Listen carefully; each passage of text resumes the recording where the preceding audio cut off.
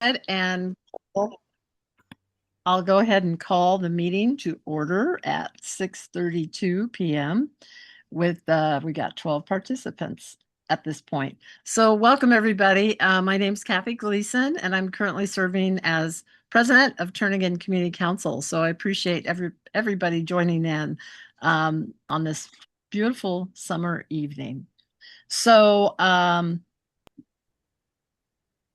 let's see. I want to acknowledge TCC officers, board members. So John Isaacs is a board member and co-chair of the Land Use Committee, along with myself.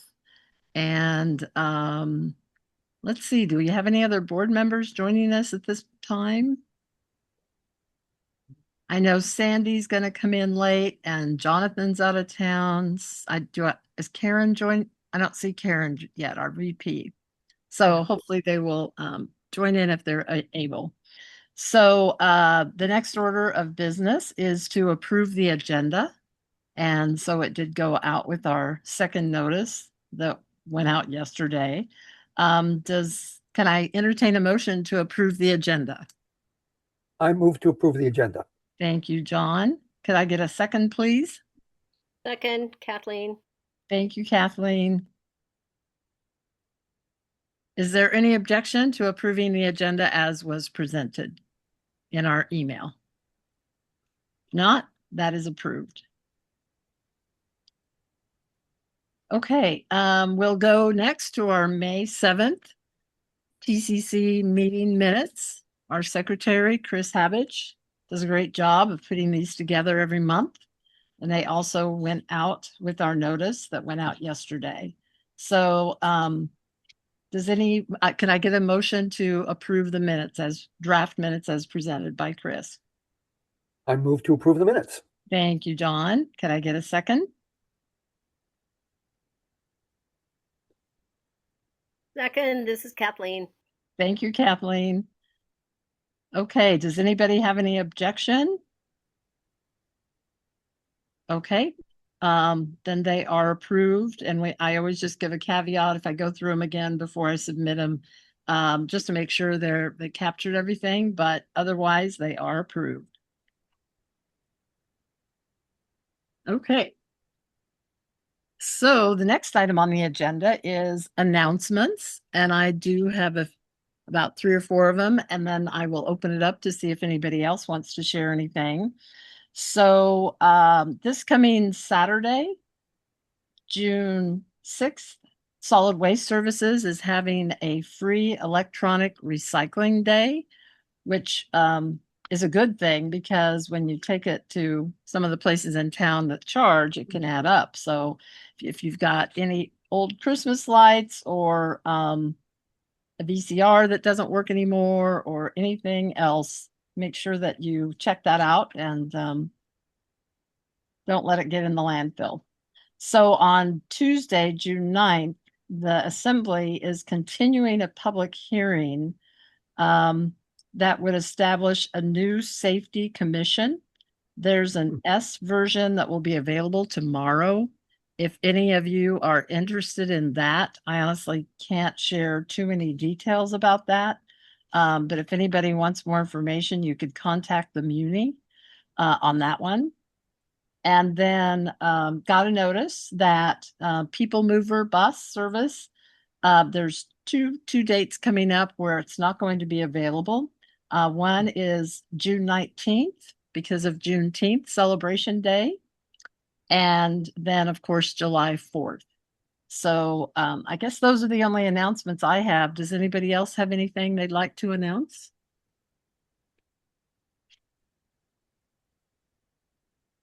If not, we'll move on.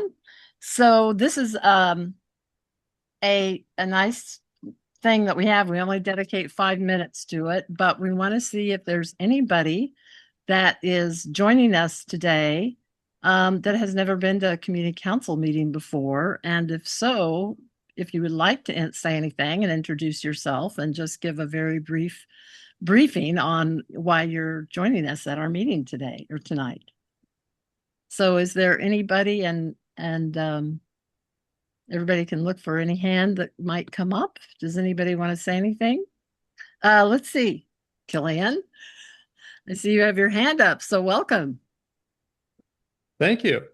My name is Killian McDonough. I was born and raised here in Anchorage. I graduated from Turnagain Elementary School, right close by to us, and then I graduated from West Anchorage High School, and then I went over to Maine for Bowdoin College for my undergrad, and then received my law degree from ASU. So now I'm back here in Alaska, and I plan to live here for the rest of my life. So I wanted to see some of the issues that are going on here in Turnagain.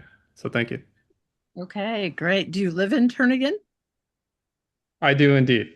Yeah. I Oh, live at cool. the dead end, 3636 Connect.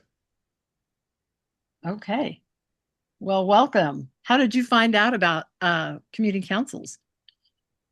Well, I wanted to find a way to, find out some of the issues that are happening in Anchorage, and one of the ways that they did it was, of course, they subdivided a lot of the community. So I was like, that's one way to be able to see what's happening up in Turnagain. So, uh, yeah, I just want to learn more about the issues.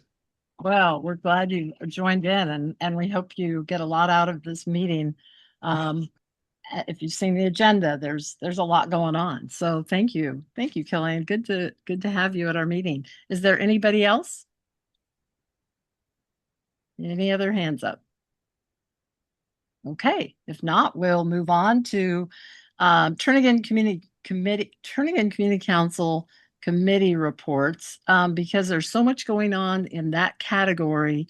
Last month, we put it up towards the beginning of the meeting, and the board decided to go ahead and do that again on this for this meeting, just to make sure that we cover some of the stuff that's happening with the committee.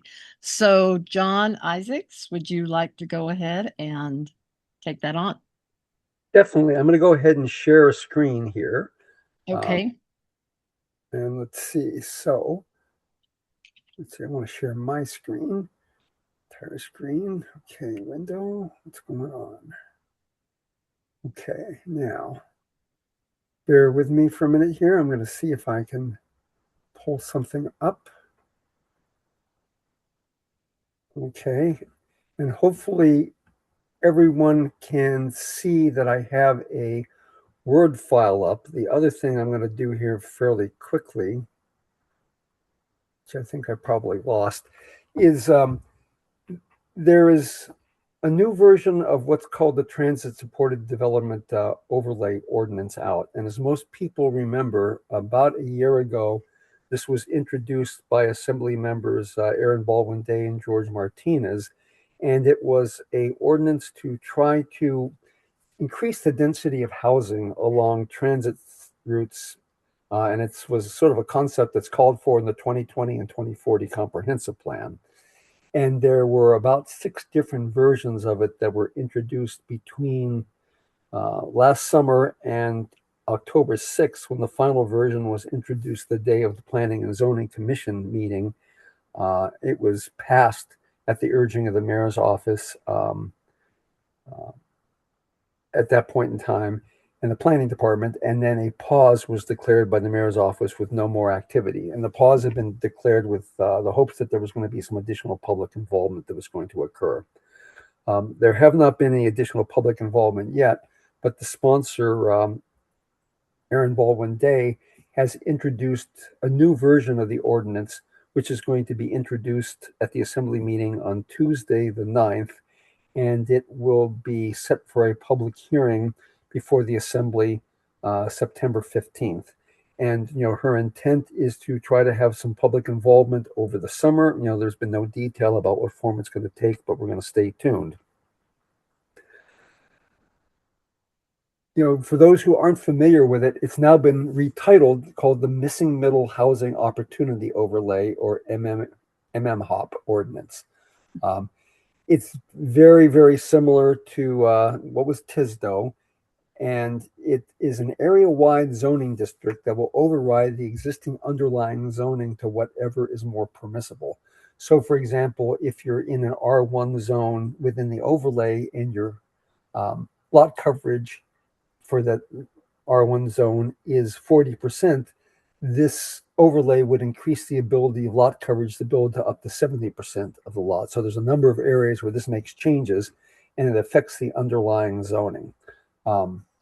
This is a concept that is allowed and promoted under both the 2020 and 2040 comprehensive land use plans.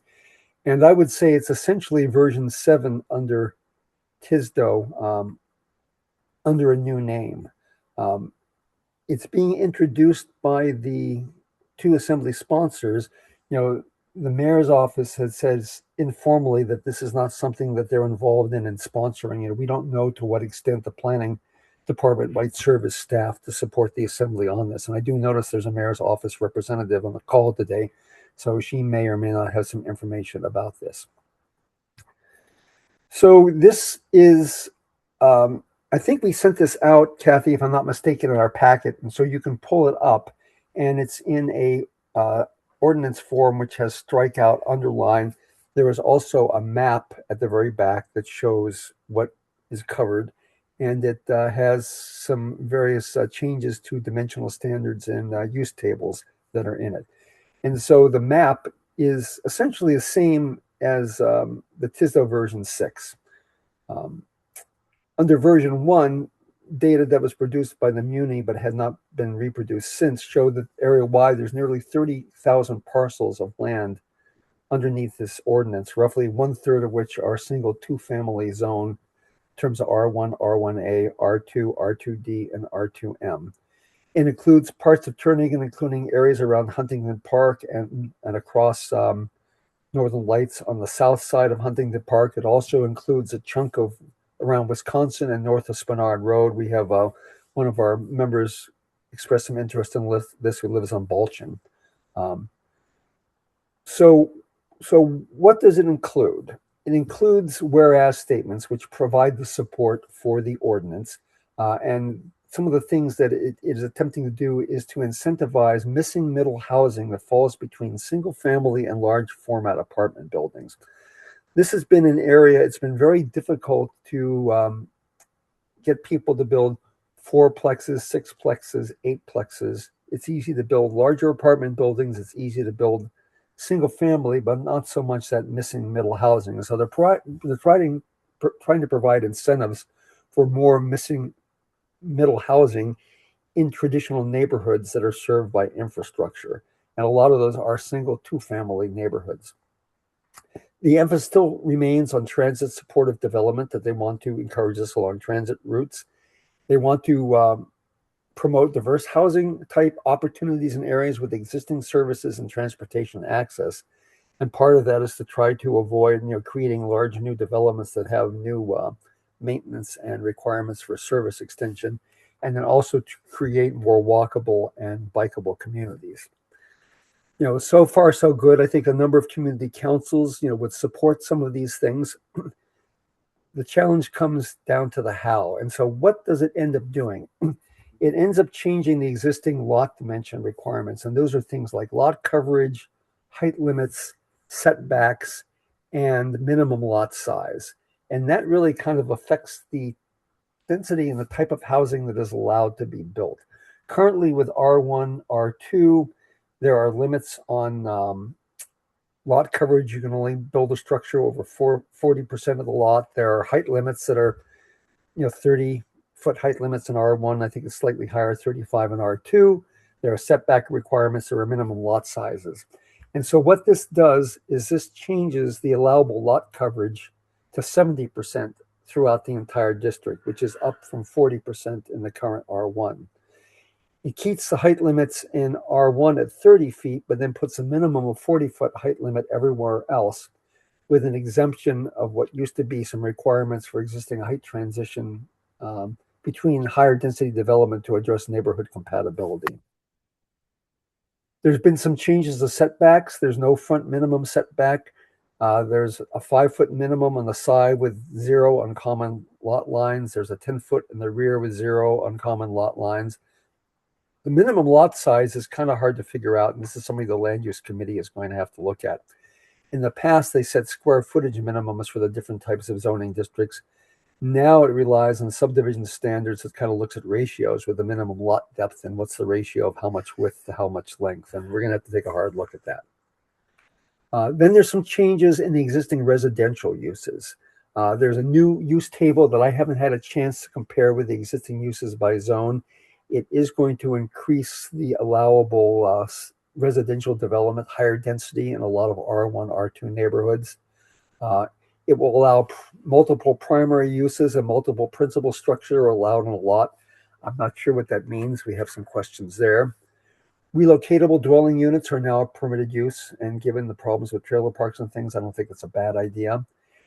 And commercial uses used to be part of this. They separated it out into a second ordinance after there was a fair amount of outcry. That ordinance has been introduced before Planning and Zoning Commission, and it's on hold. So there's nothing in this particular ordinance that deals with commercial uses. So what are the concerns? One of the main concerns is that the Assembly passed an ordinance that they no longer had to provide written notice to affected property owners for any rezonings, including area-wide rezonings that were initiated by the Assembly. And so there is no notification to the 30,000 parcel owners that this is being considered.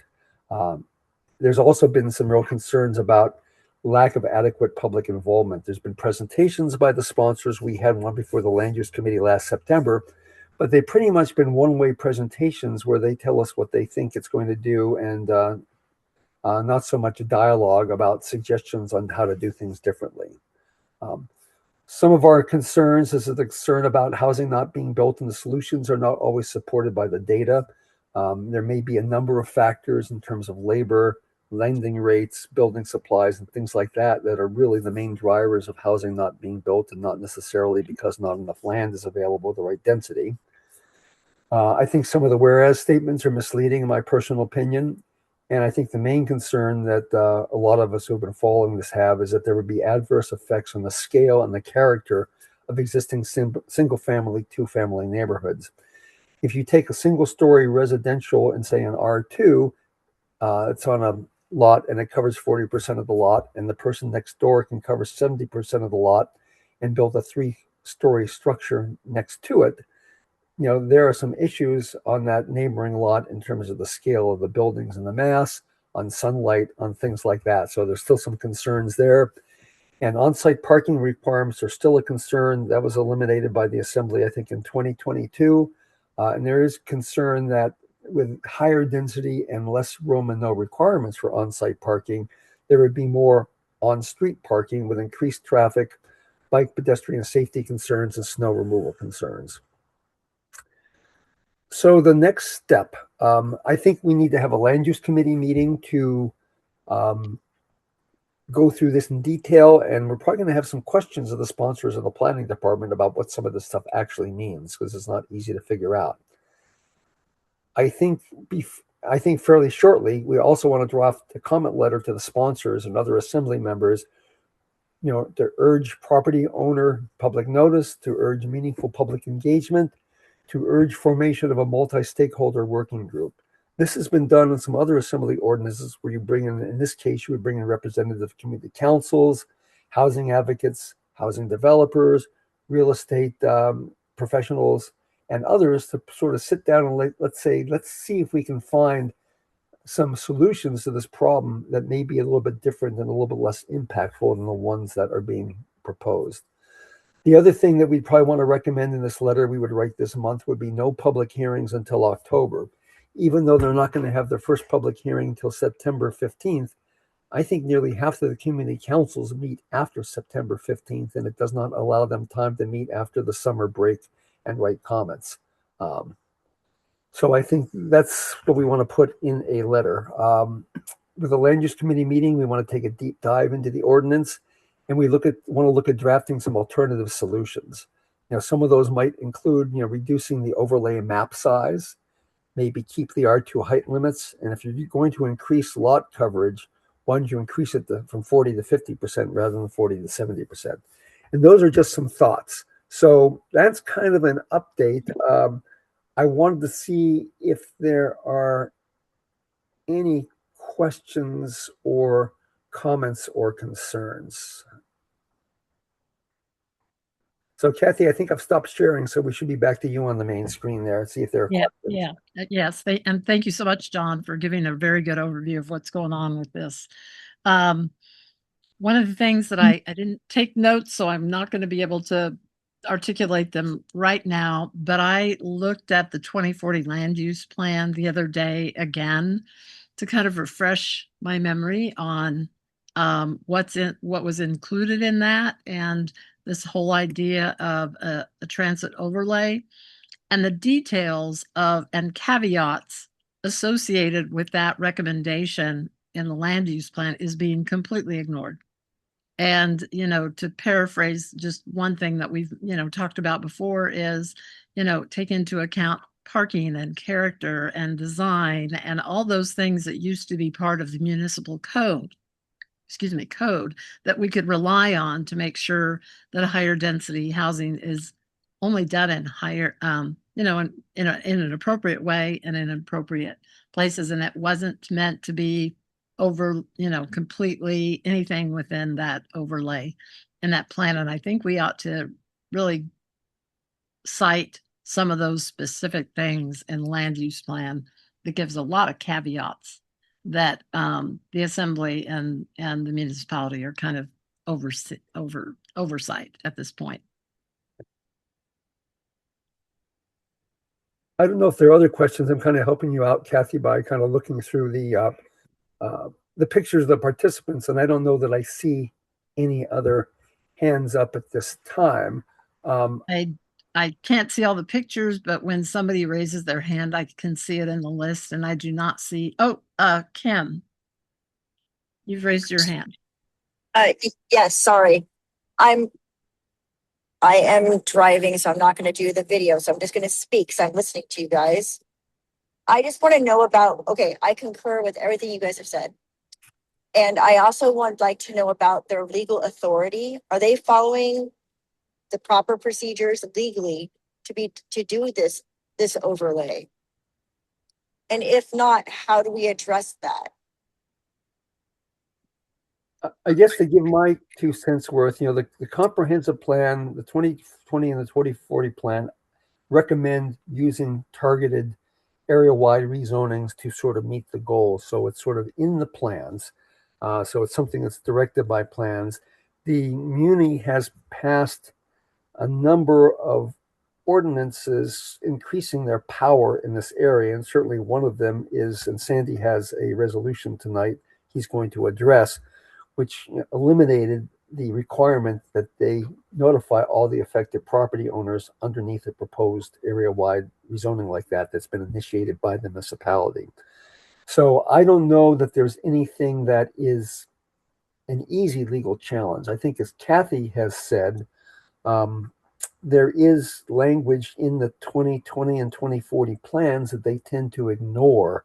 That is, this should be done keeping neighborhood character and compatibility into account and working with affected communities. And that really has not been done. And that would certainly be one of the areas you want to point. Right. Well, what about, I guess, so from what you're saying, the municipality, the assembly can unilaterally make a decision to override any zoning whenever they want? I mean, I thought we had checks and balances. It just doesn't seem to me, and I am an outsider, and you guys, you know so much more. So I really appreciate y'all. It doesn't seem like the checks and balances are actually being utilized, and for the assembly to have unilateral decision making to make any ordinance they want, to do whatever they want, even though we said no to it. Then the mayor, then I thought that one of the last assembly meetings, okay, not the last assembly, but way back when, they're like, we all said no. And they said, okay, we're going to pass it. I'm like, what? I guess I just don't understand how the municipality can just go ahead and make a unilateral decision to change zoning. It's the whole reason why we bought the houses where we're at, and their investments. And I don't understand how they could just unilaterally make that decision. Legally, I don't understand. Yeah, I mean, not speaking for them, I think they have their reasons why they think this needs to be done to meet the housing crisis we have in town, and they will make their decisions. Now, if their decision is not supported by existing ordinances or the existing plan, there is the possibility of legally challenge them and contesting it. But if they decide they're going to do what they're going to do, your next step would be, do you have a case that they have violated some aspect of the plan or procedural in doing what they're going to do? And we haven't gotten to the point where we've looked at that yet. That has been raised by other people watching this in terms of what's the likelihood of a legal challenge depending on where this goes. So that question has been raised, but no answers yet. Okay, but if we had that knowledge, then couldn't we just cut the head off right now, going, look, you don't have the legal authority to make the unilateral decision to implement all these ordinances? Because it really feels to me that they're overstepping all their boundaries. And what's the purpose then of us having laws? What's the purpose of us having zoning committees and anything, actually, if an assembly can just decide to do whatever they want to do? To me, it doesn't make sense. There's no checks and balances.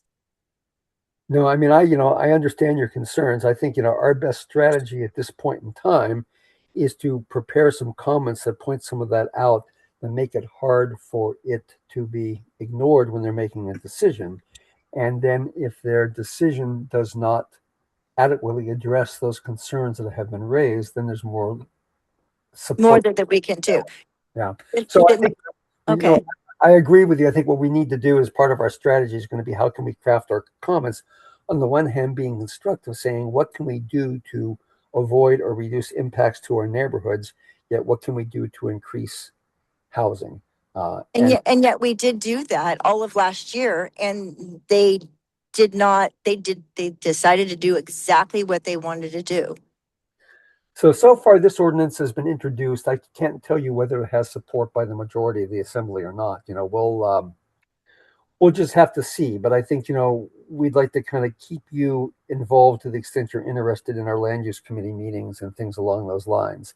I know there's some others who may want to talk, and we probably want to move on. Yeah, Marnie, I think I saw, and thank you, Kim. I really appreciate it. Marnie, I think I saw your hand raised. Thanks, Kathy. I'm speaking on behalf of someone that cannot be here, but a fellow by the name of Matthew Mills, who is a member, sent an email to Anna Brawley this week with some suggestions on outreach, which it goes a little bit to what Kim is saying, but I have been terrifically offended by the lack of successful outreach to affected property owners. And what Matthew has suggested are two recommendations, which I'd like the land use committee to consider putting in their comment letter. These are very useful and doable.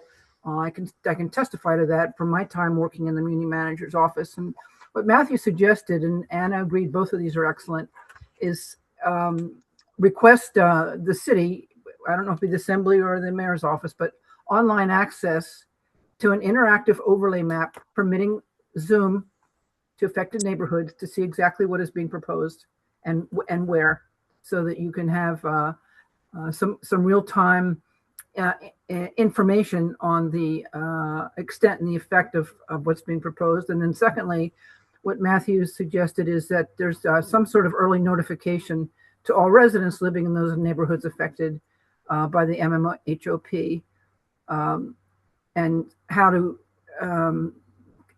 comment, what the schedule is and how to comment.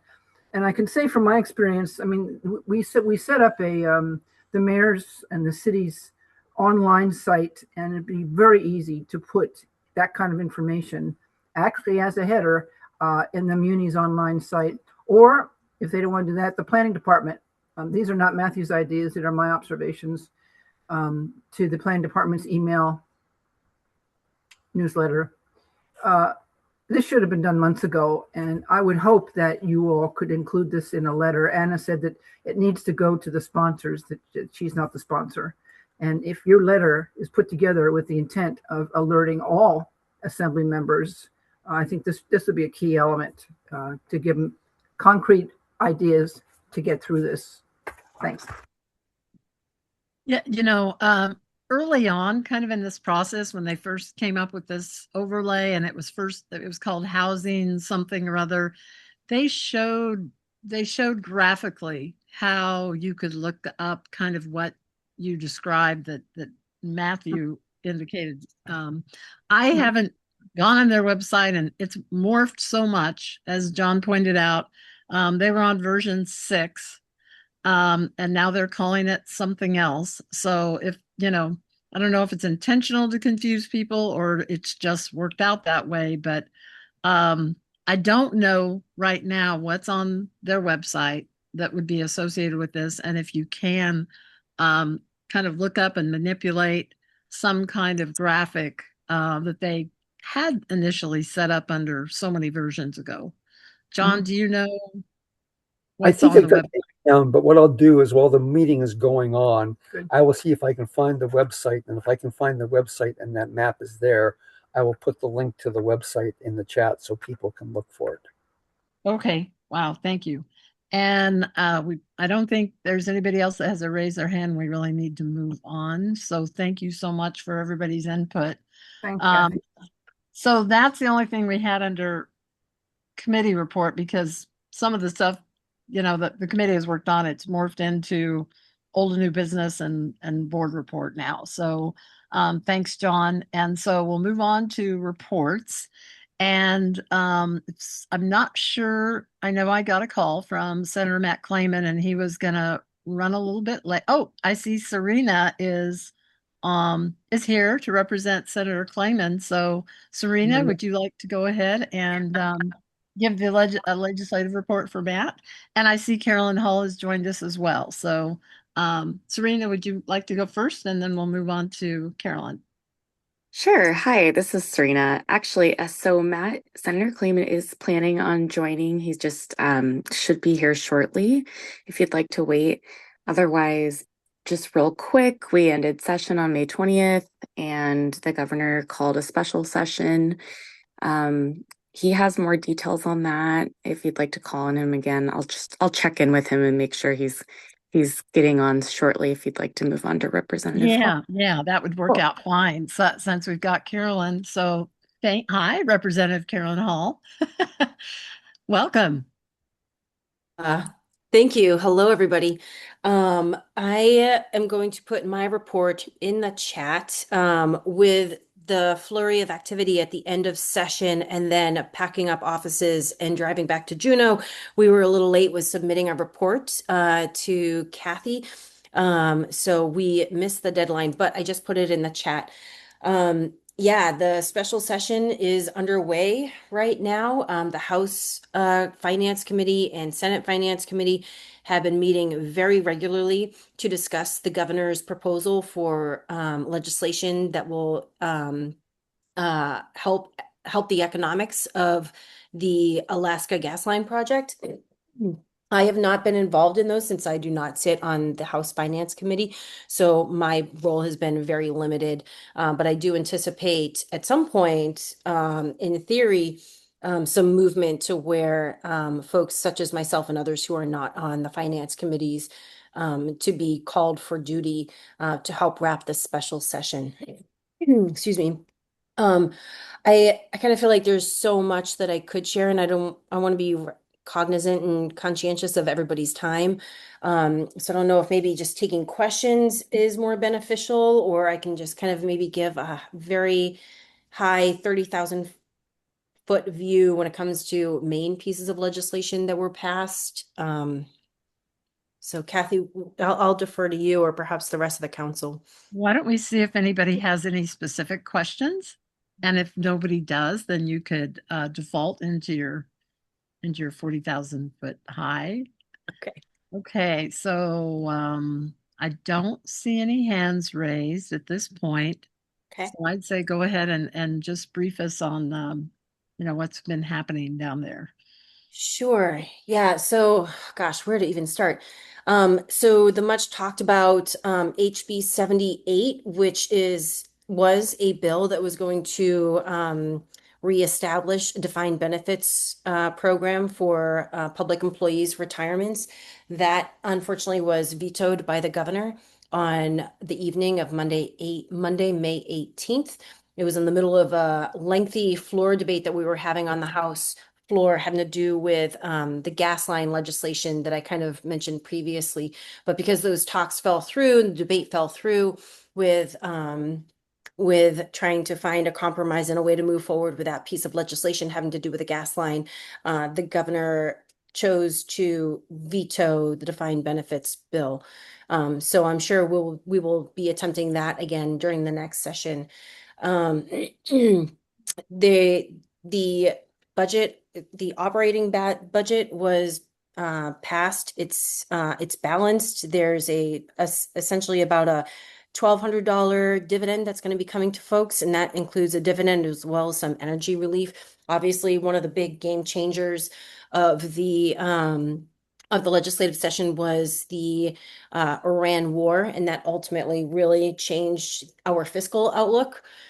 So even though it's obviously awful that we're in a war and that things are taking place in the Middle East that are beyond our control, it does have a benefit to our state's bottom line.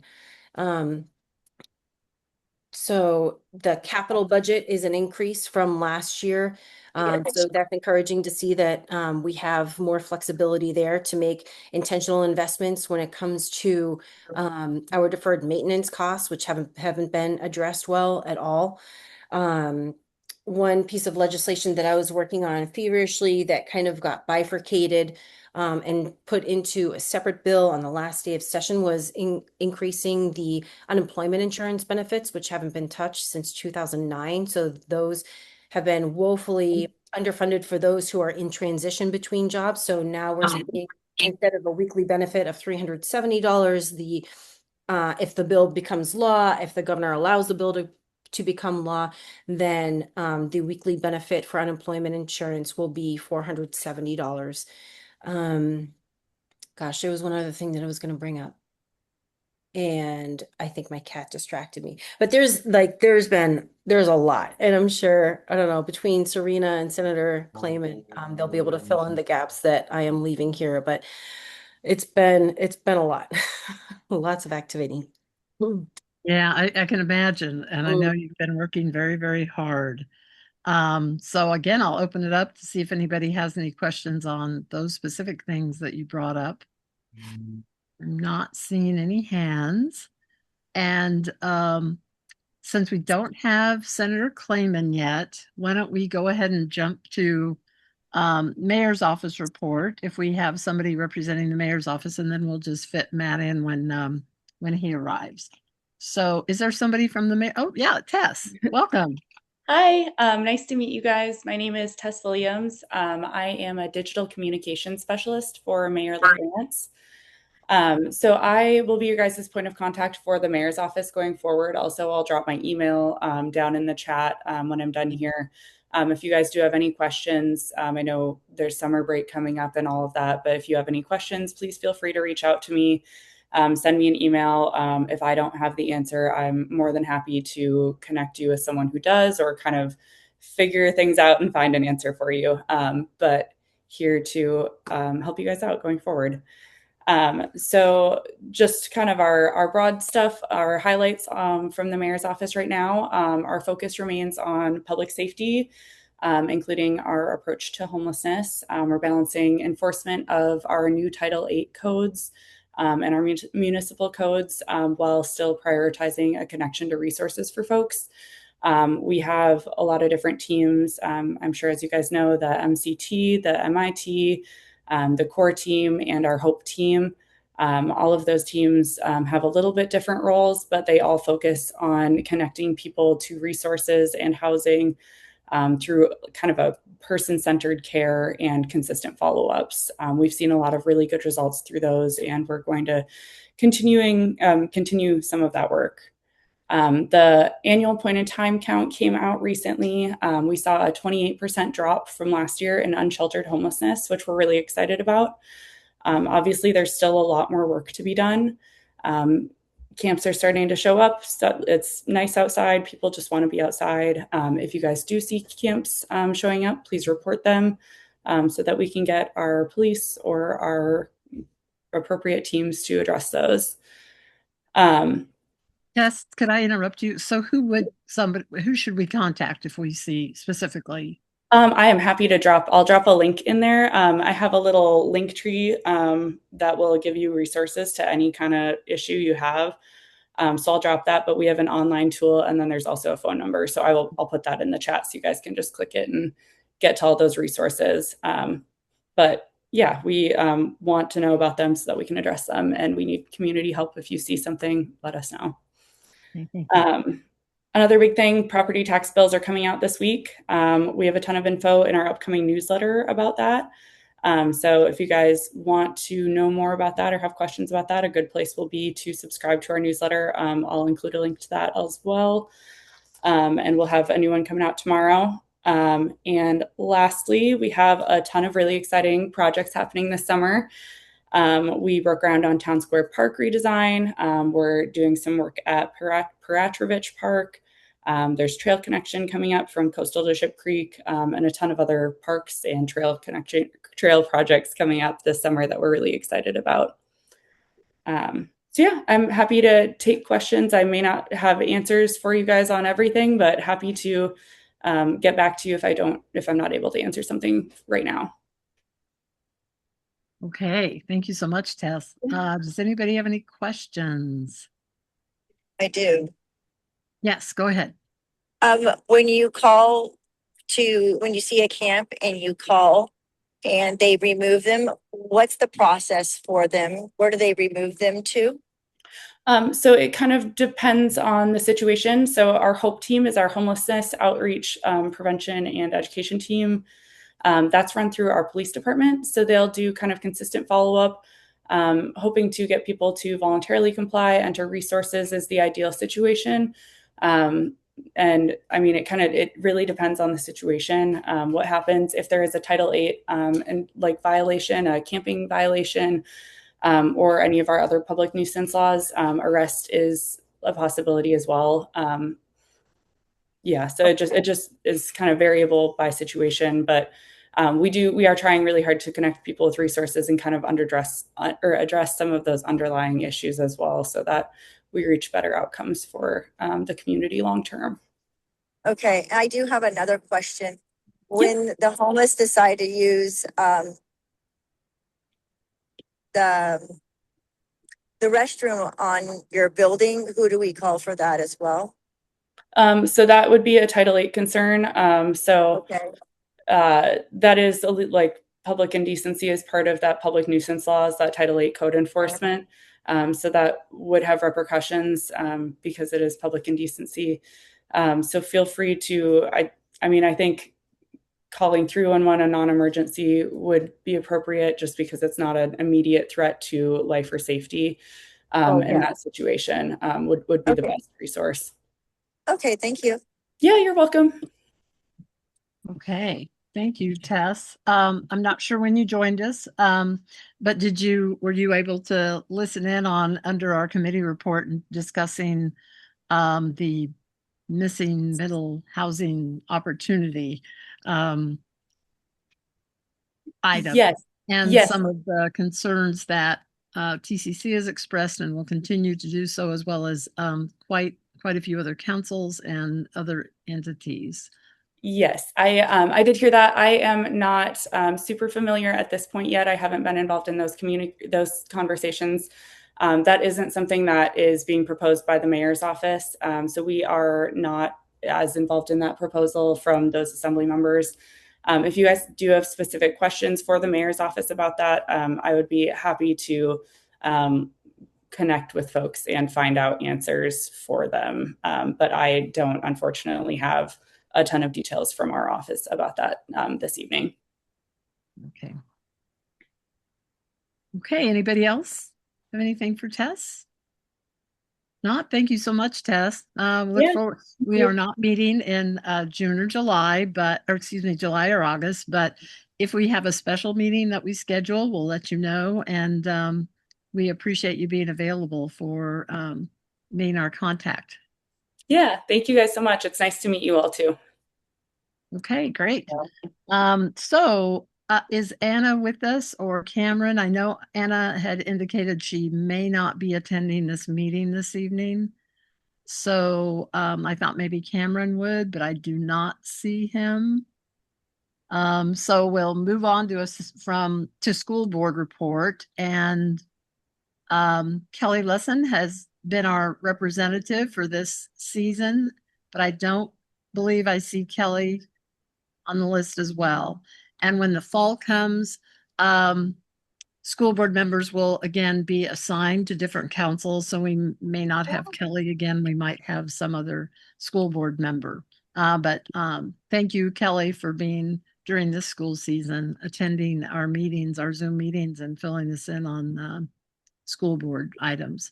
Okay, so I see that Matt Clayman is still another meeting. So again, we'll just let him in when he's available and we'll move on with our agenda.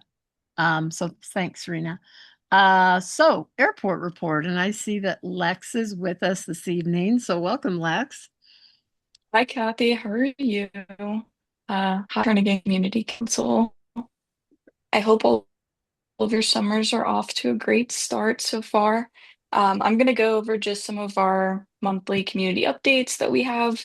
And if you don't know me, my name is Lex Yelverton, and I do comms and PR for the airport. But I'll go through everything, and then if you guys have any questions, let me know, and I can answer anything you got. First up, the month of June, there's a lot of exciting things that are taking off. There's 3 of them. So those flights are to Boston, Spokane, and Boise. And so if you're interested in those, the Anchorage to Boston flight is nonstop on Saturdays, June 13th through August 15th. The one from Anchorage to Spokane is on Wednesdays and Saturdays, June 10th to August 15th. And then the Anchorage to Boise flight is on Wednesdays and Saturdays, June 10th and to August 15th. If you have any questions about the frequencies or scheduled dates for those, please reach out to Alaska Airlines as they're the ones that will have all the most up-to-date information on flight details.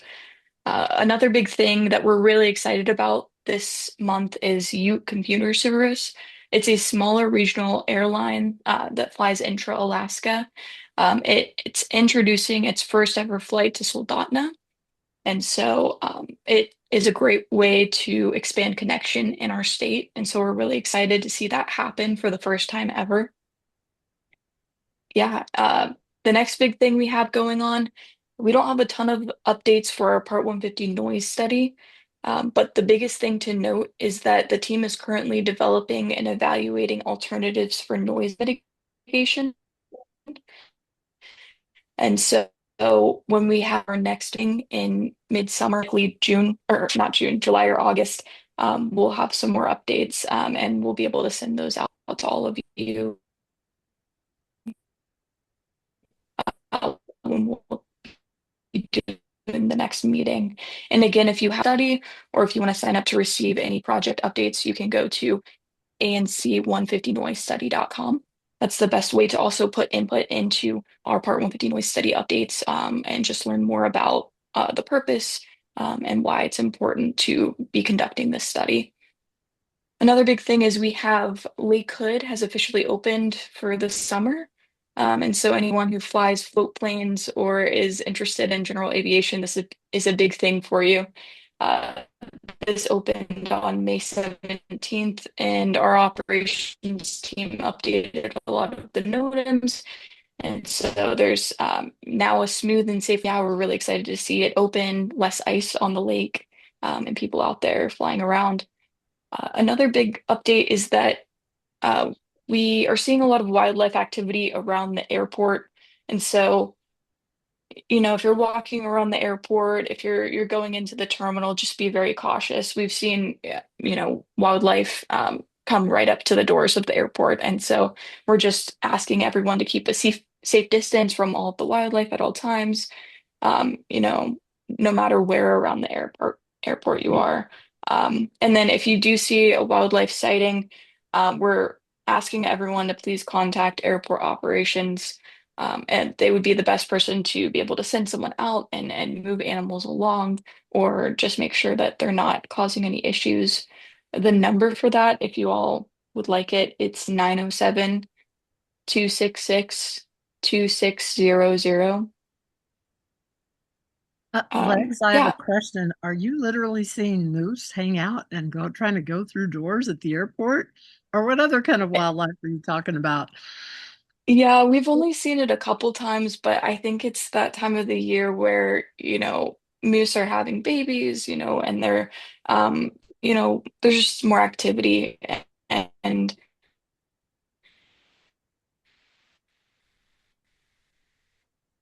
We're kind of losing you as so we've far as been the trying to be very connection. proactive about it. We'll send, police and fire around and sorry about that.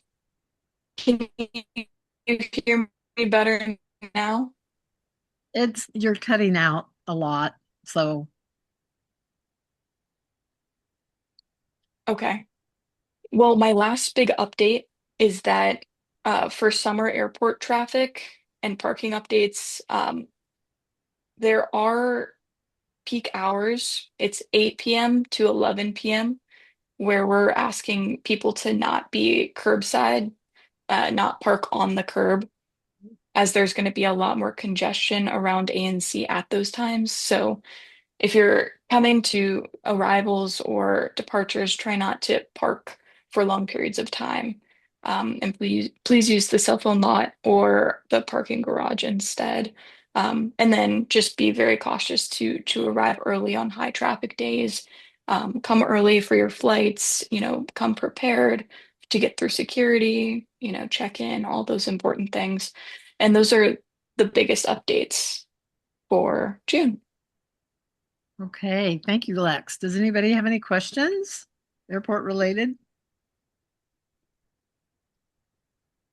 I guess if you could just briefly kind of refresh our memory on construction projects that may be taking, you know, affecting neighbors in terms of noise or trucks using West Northern Lights. I've seen dump trucks using West Northern Lights. I'm not sure what it's got to probably be from North Air Park activity. But maybe you could follow up on that and make sure that that is not supposed to be happening and they know that they should be using international. I've seen three of them and I haven't seen them lately, but in May I saw three of them just within 1 week. And so if that Okay. activity is still continuing, um, I I think all of the neighbors here would appreciate that that stops. Absolutely. I know whenever we have construction contracts, in all of those contracts, we write in stipulations where they can't use International Airport Road. And so there has to be other avenues that they use. Um, and so I'll definitely make sure to check with our engineering team to make sure that those projects, all of the new ones that we have coming uh, forward this month and into the summer, will make sure to have those stipulations. But in regards to summer construction, we do have a lot of major projects that are planned for this season.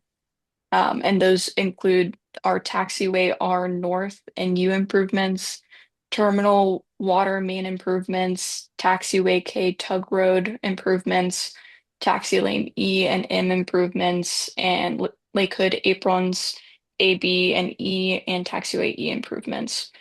There is a full list of our uh, summer construction updates on our website.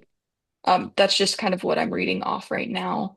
A lot of Yeah. these projects are subject to change, but there is a map that would show you the specific spots where all of the construction is taking place.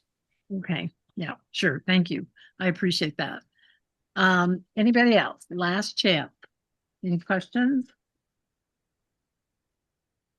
I have a question that has nothing to do with Turnagain Community Council, but husband Dan and I just flew, and we were stopped in the at the tarmac in, was it San Diego? Yeah, San Diego for 40 minutes because there was somebody No, unruly it was or Seattle. Seattle. Seattle.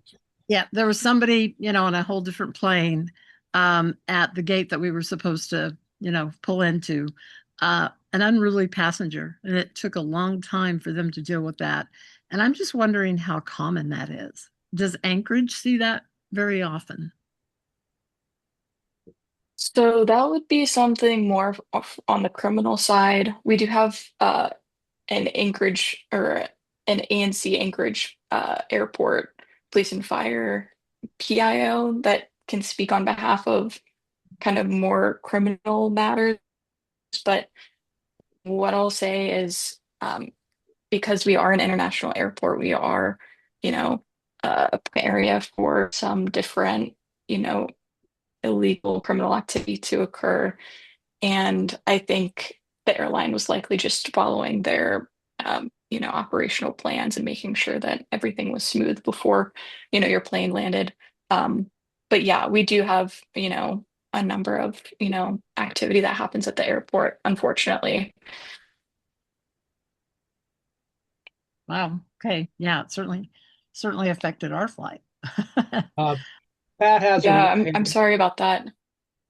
Yeah, well, we got here anyway, Pat, so that was the main Pat, thing. Pat Redmond has her hand. Yeah. Hi, Pat. Welcome. I'm sorry I missed the last couple of meetings and I almost missed this one. I wanted to say thank you to the airport for the parking area that isn't supposed to be a parking area at the end of Postmark Drive there in Northern Lights. I think it has a name on it, even the viewing area where they watch for the belugas. I wanted to say thank you. Currently, it's it's not full of ruts, and sometime this spring they did, and I don't know if it's good or bad, but they did cut down a lot of the brush so that the view towards the north is excellent. And I hadn't been out there in a while, and when I was out there the other day, the parking lot was full, and this was like at 1 in the afternoon. I could not believe how many cars were there and people just watched looking out at the view. So thank you for taking care of that. Oh, Okay, great. absolutely. I'll pass that message along. Okay. Hey, Thank you again, Lex. So if Matt is not with us yet, then we'll continue to move on into old and new business. And so the first item is a ratification of a Turnagain Community Council letter that was drafted by the board because of some time constraints on getting our comments in, and we did submit them on May 29th. The deadline was on May 29th, before obviously our June 4th meeting. So, John, if you want to jump in and kind of cover this, I'll let you go ahead and do that. But first, probably make a motion to approve, and then we can discuss.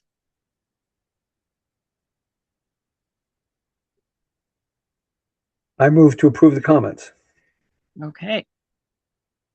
I And do I have a second. second? Thanks, Dan. Okay, go ahead, John. Okay, I'm going to share my screen here again. Let's see what happens. This is a new, see if I can pull this up. Okay, try this. Okay, can people see my screen? Getting close. Share. Okay, try this again one more time. Hang on. Okay, Ooh, try that. that's not right. Well, I No, it's can't see it. There we go. Yeah, well,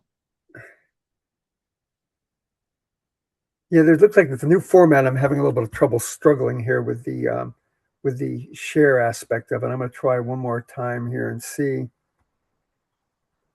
Let's see. Can you see my screen in the comment letter? yes. Okay, good.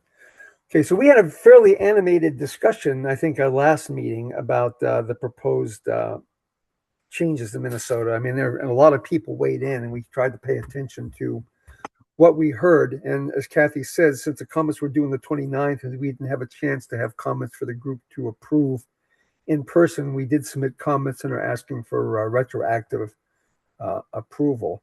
And again, I think, what we recommended is that, they try a 12-month pilot project on some aspects of the what they're proposing. And by having the pilot project, you could actually see what the congestion impacts would be, what it might mean to freight movement, snow removal, emergency response, and a bunch of things.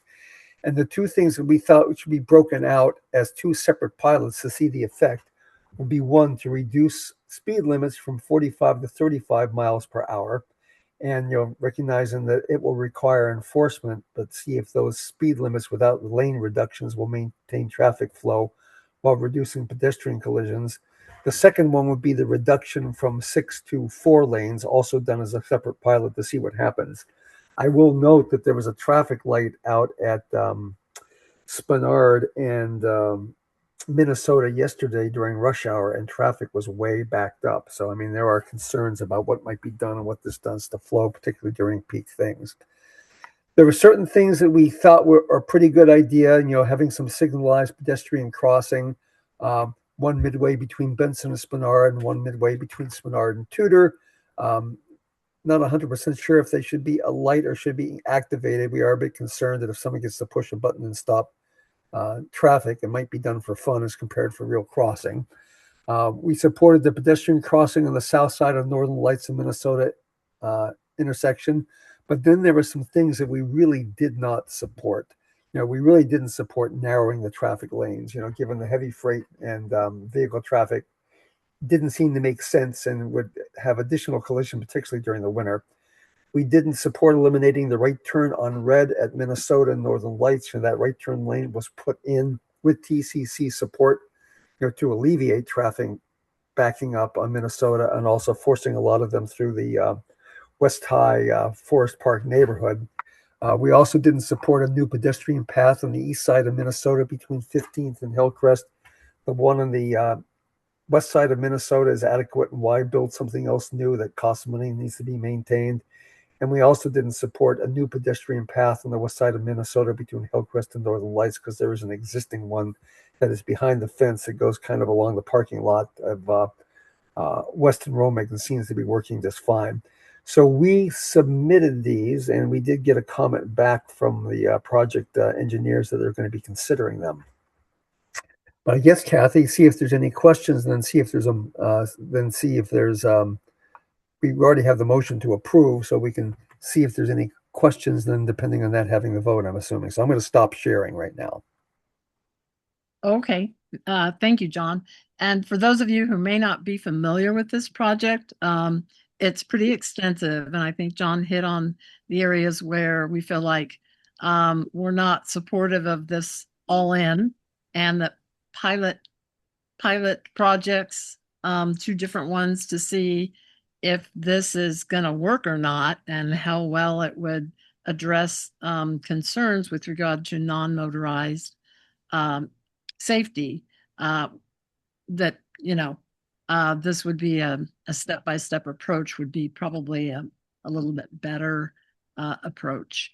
So does anybody have any questions on anything specific in our comment letter, or in general with regard to some of the proposals that are being put out by the community on obviously Minnesota's Drive is something that Turnagain folks use all the time. So any questions or comments about what we submitted? Hi, yes, this is Lynn. Can I ask a question about? Yeah, Lynn, go ahead. Thank you.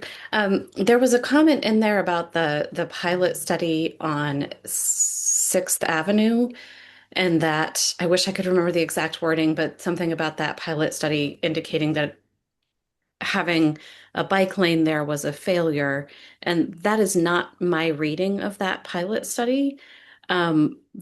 the pilot study actually indicated that it was quite a success. But I hesitate on pilot studies just because it seems to be that there's funding for the study, and then regardless what's found from the study, it's not implemented. So that's my concern, and I am curious where that reading of the pilot study came from. Yeah, I think if I remember correctly, the language says having mixed success, and the fact that it was removed, and it may definitely take into recognize your thoughts there. I think we took those comments from John Haxby and some others who had prepared some comments, and I do think there's probably, you talk to different people in town. There's some who feel it was a success. There's some who don't feel it was a success. And do you know what the plans are to do something on a more permanent basis? I'm kind of curious, Lynn. Yeah, I mean, it's been pretty much dropped, and I'm sort of taking it on myself to bring the conversation back up wherever I can, because the report, which I'd be happy to link in the chat here, does indicate quite a bit of success with it. Not to say it's going to actually happen, but just not a fan of a pilot project that results in a report that's just kind of dropped and no one discusses. I think we should be having a discussion. And I would worry that if we did a pilot project with Minnesota, the same would happen. It would just, here's a report, it's dropped, and nothing's ever done with it. I have a question, and I know I'm coming in late. Is it okay to speak or ask a question? Yeah, I'm not sure who's asking. This is because Kim Verite. This Oh, is go ahead, I Kim. was inquiring Go ahead, about Kim. the pilot study for is it off of 6th Avenue? Is that what it was? Yes. Is that about the bike lane? Yeah. Okay. I mean, I work right on 6th Avenue all the time. So, that's my business right there. And this is just probably maybe personal bias, but I disagree with the fact that it was a success. But I will go with maybe there's some mixed reviews. I need to obviously educate myself a little further about any other of the pilot studies.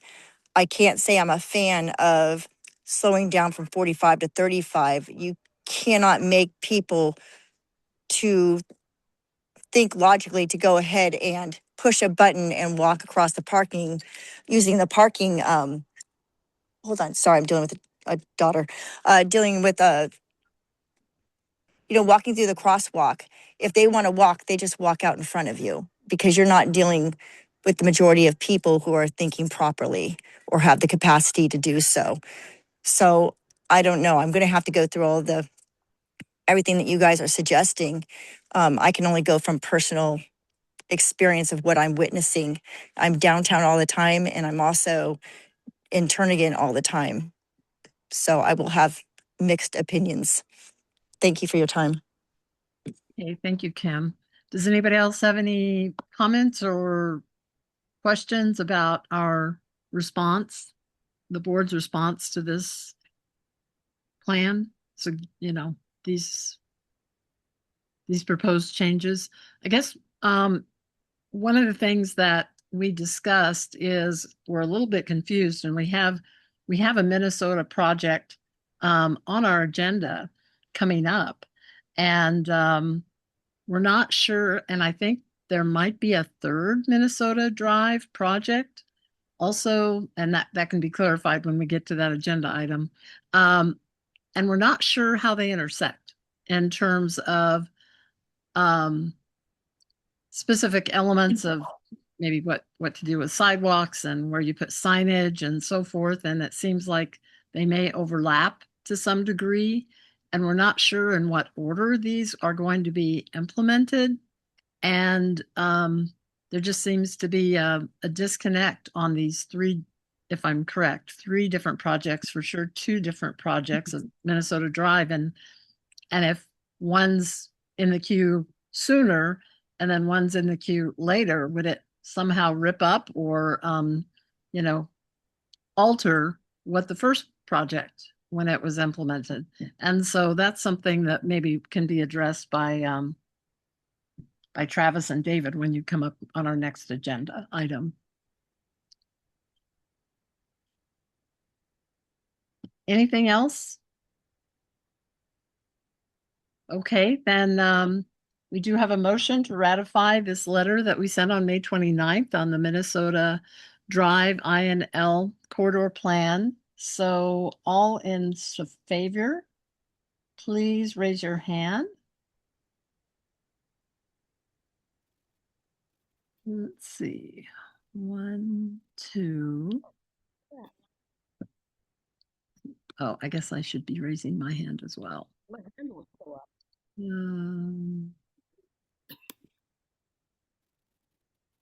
see. Oh, there goes my hand. I see you, but I don't see your hand. Oh, I do. It's up there.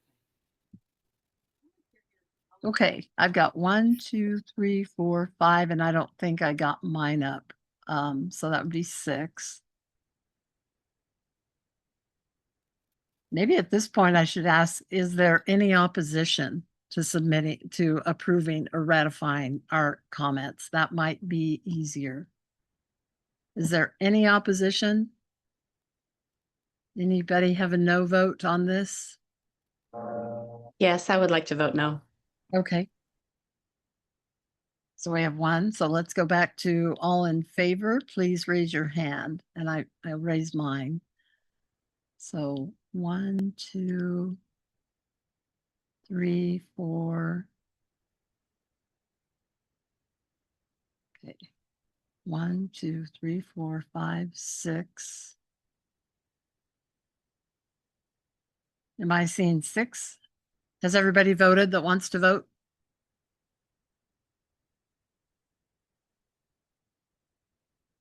Okay, I've got 6. And is there any more no votes? I've got 1 so far. So everybody lower your hand, please. And then if you do not support ratification of this letter, please raise your hand.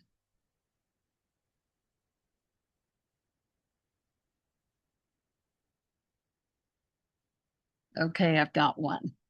All right, so that passes.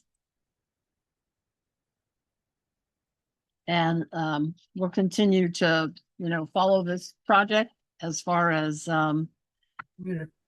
implementation, funding and implementation, and how that falls into play. So I see that Senator Matt Clayman has joined us. Welcome, Matt. So we'll go back to legislative report.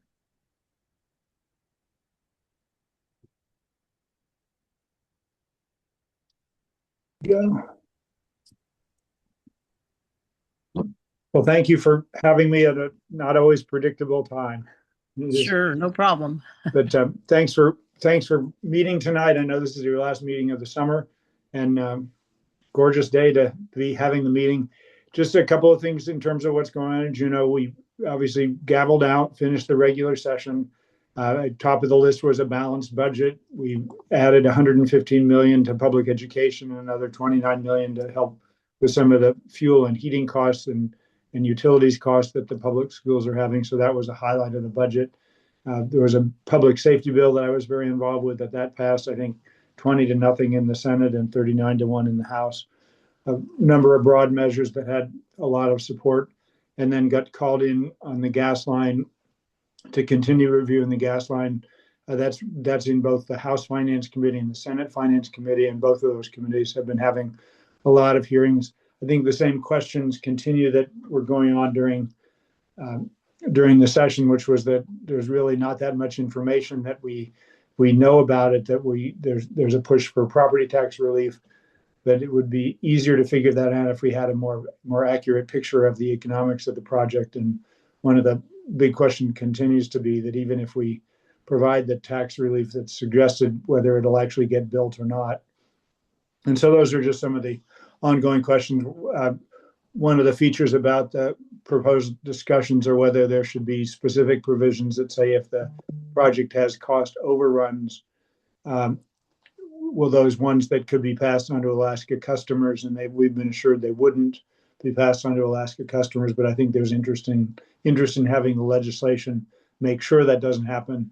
And then the other provisions that are getting some discussion are the idea that if the project doesn't go forward, that and they're not building within 2 years and they don't have gas in 4 years, there's some thought that we should structure it so that the whole statutory structure resets to the present today.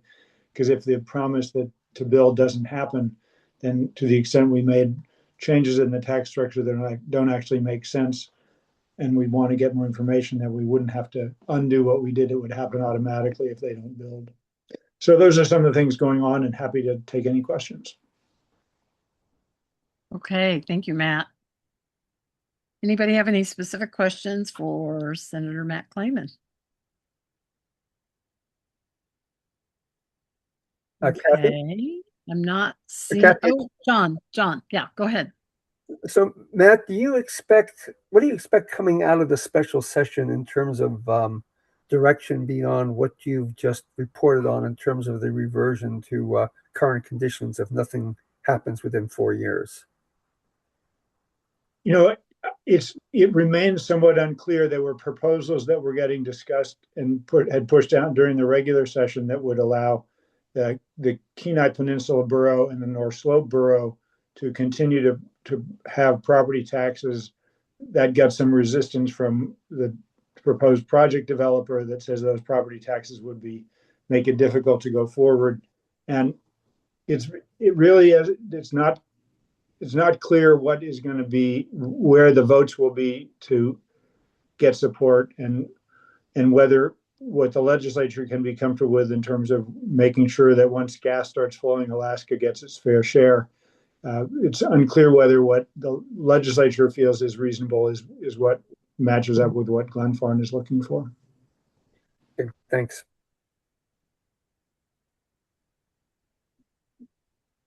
I guess I've got a follow-up question on that. At this point, do you have any insight as to how this is going to go as far as action by the legislature? You know, I think there is a lot of pressure for the legislature to pass something and to at least create a landscape that Glenfarne says would make it viable to potentially go forward. And that's matched with skepticism about whether they actually will go forward and start what would be the largest and most expensive gas pipeline construction in the world at the present time.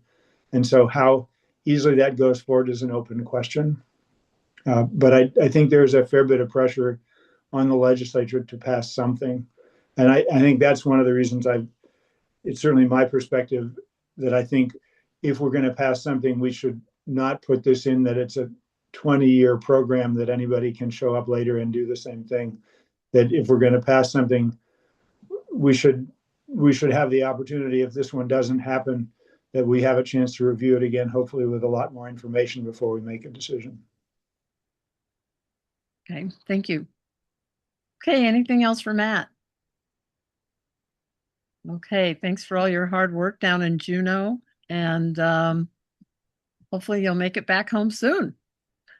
Well, I'm in Anchorage tonight. I don't you're have in to go Anchorage back to tonight. Okay. The Juneau meeting today was a technical session. The current prospect is we probably won't be having a floor session in either House or the Senate, potentially until the week of the 15th. Okay. That's when you're not on the Finance Committee. Okay. Sounds good. Okay, thank you so much, Matt. Appreciate it. Thank you all. Have a great summer. Yeah, thank you. We'll jump back into old and new business. So the next item on the agenda, I see Dave Gamez and let's see, who else do we have? Travis Holmes are going to give us an overview of the proposed Minnesota Drive sidewalk repair project. So Thanks, thank Kat. you. Perfect. Thank you. Let me know if you can hear me okay. Yes. Okay, perfect. I'm going to share my screen here. That way you can see some of what we've got going on here. We've actually given this presentation once before, so thank you for having us back to give an update to you here. For those of you who weren't at our October presentation to Turnagain Community Council, this is the Minnesota Drive Sidewalk Repairs Project. The project area includes all of the sidewalk and pathway between Tudor and Hillcrest Drive, so all the way out to Romig and West Anchorage High School. The project currently includes repairs, making ADA improvements and replacing damaged sidewalk along the corridor. It also includes along the west side installing a separated pathway, so a side path that includes buffer space throughout the corridor. There are a couple of spots where that buffer does narrow. One spot in particular down by Jefferson where there won't be a buffer. There's not enough space in front of the retaining wall. But for the most part, we'll have buffer space along the entire west side. The pathway will be minimum 8 feet wide. Some spots it can widen out to 12 feet. So the entire west side will have a pathway once the project comes through. But some other unique, or I guess not unique, but other specific features on this project. We are also doing driveway consolidations, trying to reduce the number of driveways that have direct access to Minnesota Drive. We're working with property owners on those consolidations right now. And then the project will also be making signal modifications at Benson Boulevard and Northern Lights Boulevard intersections to add the inside crossing crosswalk legs with push buttons at those two intersections. So that's the project in a nutshell. We moved out of preliminary design in the spring of this year, and we moved into final design.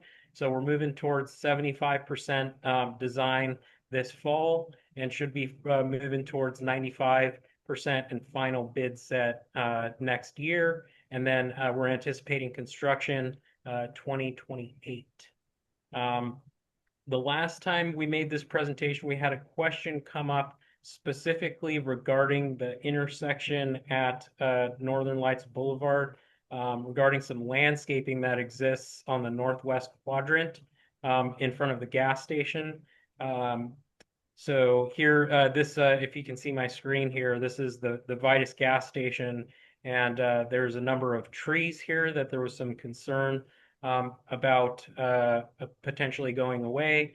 The project is planning in this particular location to utilize the right-of-way there's an existing 5.5-foot sidewalk, but to utilize the right-of-way space available to install an 8-foot pathway, a 2-foot buffer between the pathway and the road, and then also a buffer and backing curb between the gas station and that pathway. So five of those trees would be impacted with the project in that area.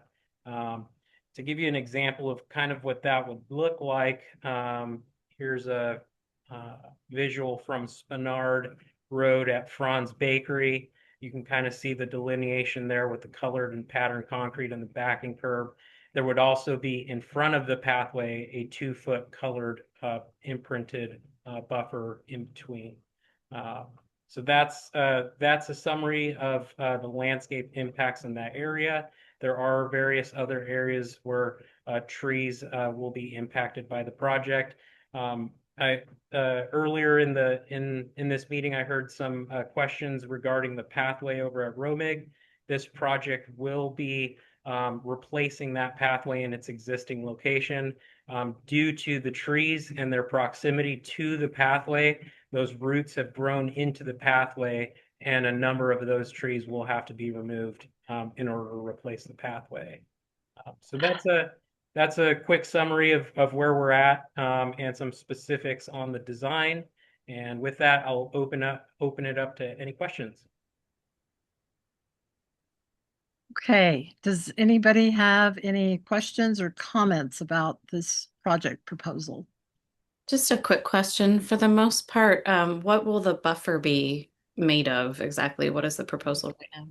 So where the buffer space is wider than 3 feet, it would be grass buffer. If it's less than 3 feet, it would be a pattern imprinted concrete. Awesome. Thank you. I'm excited about this. It'll be a lot safer. Thank you. I guess I have a comment and some something to add.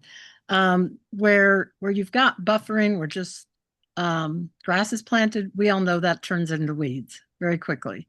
And it looks very unkempt and not properly maintained. So I assume there's no real funding to add to whatever agency department is in charge of state roads and so forth, that you keep, if you add more areas that need to attention, that is there going to be more funding for that, because things aren't properly maintained now and just vegetated strips. That is a totally separate topic from this project. Project wouldn't be adding funding for any additional buffer space to maintain. I guess then the question is, why do we keep doing the same things when we know the outcome? And maybe we could be more creative on maybe just the imprinted, regardless of what the width is, and don't plant grass. Sure. And that's a comment we're happy to take, and a discussion we're willing to have with the maintenance department. And then also those trees there at the intersection of Northern Lights and Minnesota, my husband and I donated most of those. Before there was a dedicated right-hand turn lane going south, there were trees where that lane is now, and they had to all be removed. And the project proponents, when they added that, were not going to provide any landscaping. And Turnagain Community Council asked that be revisited. And the project manager, came to our council meeting and said, sure, we can do that, but we won't maintain them. And so my husband and I said, we'll make it happen. Some of them did die. And so we replaced them, and we've been trying very diligently to care for them for quite a few years now. Also, there's Mugo pines in that corner that have been there forever. And I can't tell if any of that will be disturbed. You only mentioned trees, not the bush, which of course we definitely want to keep some greenery there. Can you tell me if the Mugos right there at the corner would be affected? Sure. Some of them will be impacted, the ones that are closest to the corner. But for the most part, the Migos that are in the corner will not be impacted. Is there any way to insert some trees somewhere as part of this project in this area? That's a topic for discussion that we can take the comment and discuss internally. Can you discuss it with Turnagain Community Council? Travis Holmes, are you on the line? Maybe you can take this question. Yeah. Can you hear me all right? Yes. Yeah. We do have some restrictions on using this as a federally funded project through AMATs, and the federal funding does have some restrictions, and adding landscaping, essentially, kind of beautification things, generally will not be eligible for federal funding. So then it would either need to come out of just state funds, or be paid for by somebody else. So that makes it difficult to include things like that. So if my husband and I decided we wanted to donate trees to replace what's been going to be removed, then that would be an option? It'd be unusual, but I know we've had some other projects where like local governments have paid for things that were not eligible to be paid for with the federal funding. Although I'm not sure where you would have in mind to put them. In the vicinity of this intersection, certainly. And I guess just unrelated to this spot, as you go south in front of cars, the cars block to Benson. Are you removing any of those trees? Yes, some of those trees may be impacted as well. So For those of us who are trying to keep the city halfway green, what are our options to think out of the box and avoid what kind of design could you put in to avoid the removal of some of the trees? Well, the trade-off with the trees is buffer space for snow storage. And one of the comments that we've heard from the public here is that during the winter time, especially after snow falls, the sidewalk is not traversable, and folks are, they're either walking in the road or they're walking through private property. And in order to provide that space for that temporary snow storage, we would have to remove trees in order to install a pathway behind where a buffer would be. So in these areas here, the right of way does not allow for both pathway, trees, and buffer space. So the trade-off is keeping trees and not having buffer space, and having an attached sidewalk, or having buffer space and a pathway. And that's the only design that's possible for this project? That's the only design that would accommodate both snow storage and a pathway. Buffer space for snow storage and a pathway. And then you mentioned farther north in the Romig West Campus that you're going to be removing trees along there as well. Do you have a graphic of that? What kind of, those have been there forever. And again, Turnagain Community Council played a role in getting those planted many years ago.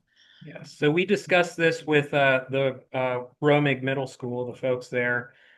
Those trees were planted so close to the pathway that the roots have grown into the pathway, and the pathway is no longer ADA compliant.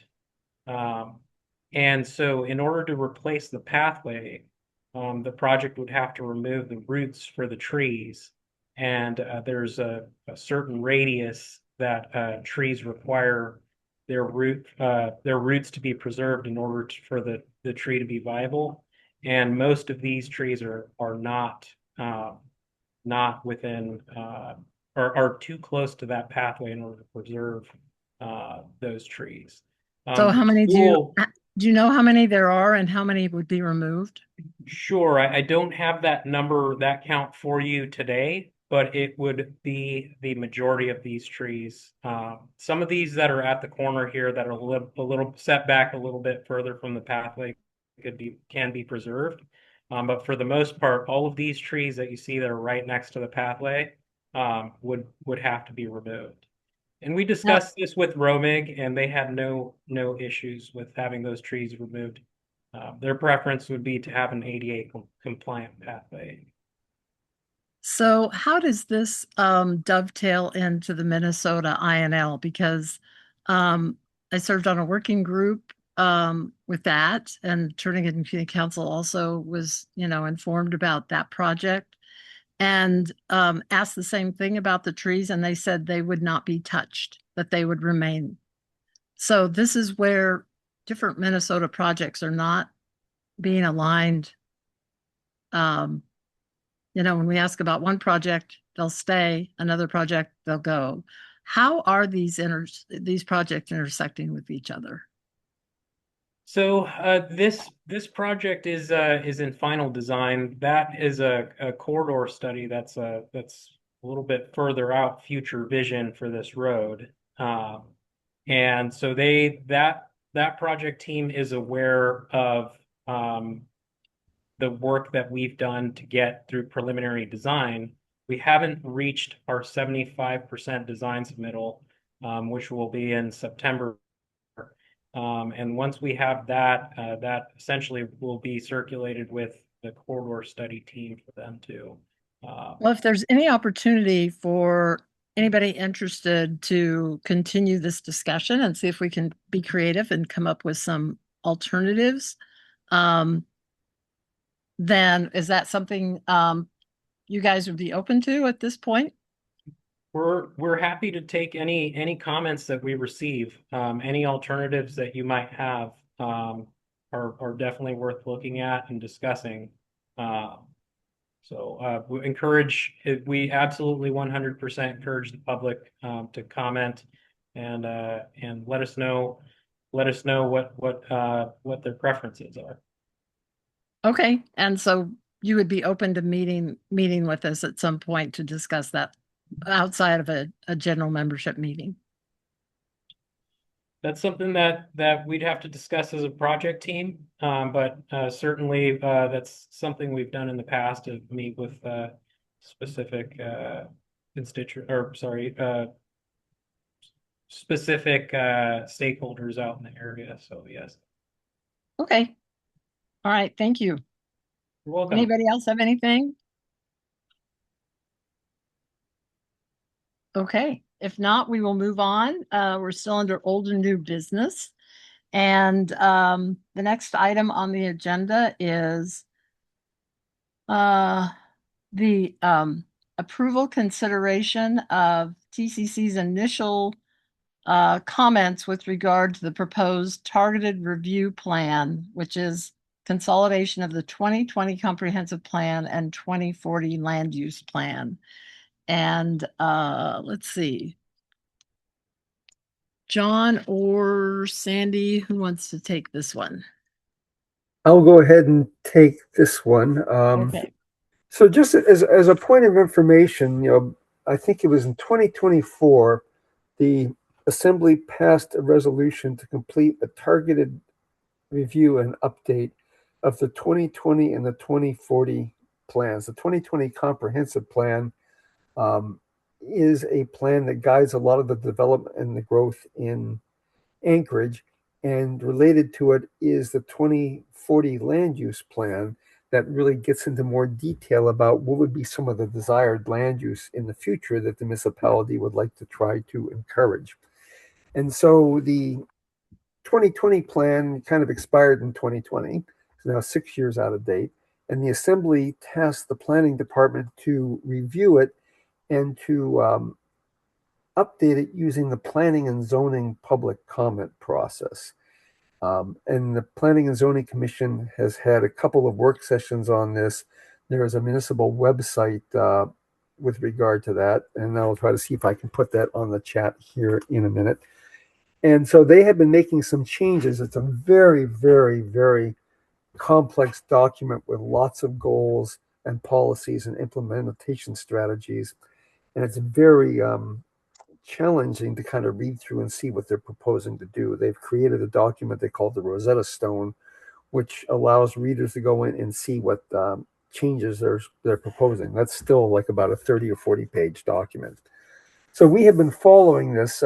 Fairly recently, Rabbit Creek Community Council put together a 7-page letter expressing some concerns about the process, which are similar to what a number of us share. And so we decided it might be worth starting to discuss a comment letter that we would submit to the municipality. The last we heard is that the municipality may introduce something to the Planning and Zoning Commission sometime this summer with public hearings in the fall. And our concern was that this is our last meeting to discuss this, and that we wanted to try to submit comments before they introduce it to the Planning and Zoning Commission, because I think there's a better chance to influence what's going to be in it before PZC sees it. So I threw together a draft comment letter, which I'll run through with some of the concerns, just to kind of talk to with the group and get sort of general feedback and guidance. And then again, I think what we would want to do is, as part of our land use committee, finalize the comments. And part of my approach in dealing with this is to, be constructive, point out things that you like and you think go a right direction, and point out things that you're perhaps concerned about and some suggestions on how to change it. So I'm going to once again share my screen. Okay, let's see if I can get into this again. See if I can pull it up.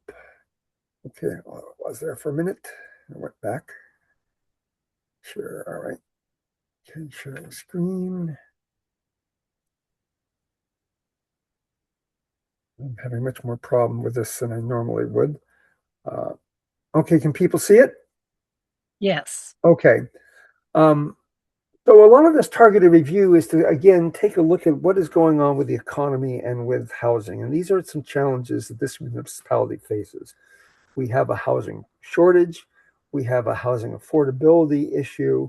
Our economic situation is a bit in the doldrums, and part of that is related to housing and the availability of housing for workers, teachers, and things like this. And so a lot of what is being done with this update is focused on increasing housing density and trying to provide more housing. And so, we basically want to say very strongly, along with other community councils, we recognize these problems, we support increases in housing density, but we feel that maintaining design standards, consulting approved district plans, and I'll come back to that in a minute, and substantive public participation is critical to major land use changes. When the 2020 plan, the 2040 plan, and actually the West Anchorage district plan were put together, we had extensive public involvement, with focus groups, numerous community meetings, and a chance to sort of present some ideas. The challenge with going through planning and zoning is that it'll be introduced before planning and zoning. They'll schedule a public hearing. You can submit testimony. You get 3 minutes as an individual or 5 minutes as a community council to testify. And that is the limitations to public involvement. So what Rabbit Creek has said, and we sort of feel somewhat similarly, is this is a really major revision to the comp plan. It's not just a targeted review. And the mayor at one point said that there would be a major revision following this targeted review. And so the types of things that we are requesting is that they redirect the targeted review to make sure it's not a wholesale replacement of 2020 and 2040.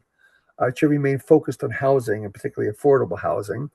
We want to revise public process beginning in rather than culminating in the fall. Because again, if we can begin it next fall, community councils are around, stakeholders are around, it's a good time to get participation. Again, engage a range of experienced stakeholders and use a consultant to help them with that. As we went through this, and this is my view, I don't want to speak for the council on this, but this is just a starting point. I think there are policy changes on new centers and corridors, public investment, metrics tracking in terms of how development is being successful and not successful, making sure they're having natural protection, some new municipal heritage land bank policies, and preservation and reuse of older buildings. Those are all things that I think are great changes that we should support. Part of the challenge is that they haven't presented any data to support some of the other sweeping policy changes, particularly with regard to demographic and economic trends and housing stock trends. And so it's hard to justify some of the changes. The revisions are broad. They go beyond a targeted review. And some of the things that we're really concerned with is that this targeted review alters this concepts of compatible land uses in distinctive neighborhoods. And you're hearing the same theme that we're talking about with TISDO and with the MMHOP. A lot of the existing plans value some of the distinct neighborhoods. They value developments compatible with existing neighborhoods and trying to make sure that you are developing increased density without affecting the scale of some of those neighborhoods. And so we've given some examples of some of the things that I think have been deleted that provided that guidance.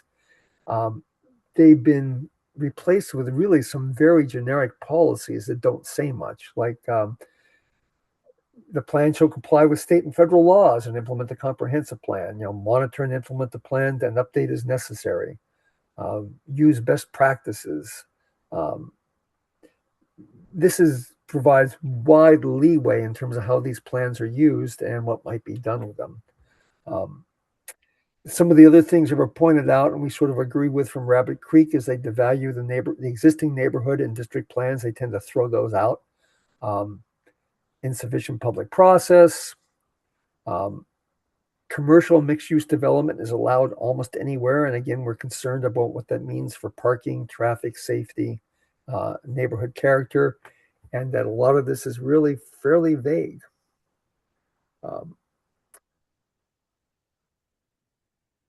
So I think that our general concern is that we would like to submit these comments as kind of a starting point, just to say we have some concerns. We'd like you to look at these, and then we need to probably do a really detailed review of what they're proposing and say we like this specific policy, don't like this specific policy. And so our thought here is to see if there is agreement among the council. If this is a good idea, and should we consider submitting some comments at this point in time. So I guess with that, I will stop sharing and bring it back. I don't think we're looking for a motion, Kathy, if I'm not mistaken. I think we're just looking for comments and reactions to this. And this is something that the Land Use Committee will do over the summer. John? Okay, yeah, it's certainly up to the body if we want to take formal approval of the direction that your comments are going. Or if everybody's just being given a heads up. If we do submit these and say these are from Turnagain Community Council, we can either say they were approved or we discuss these. However the body wants to deal with this first step. Frankly, John, this is really well written and covers a lot. And so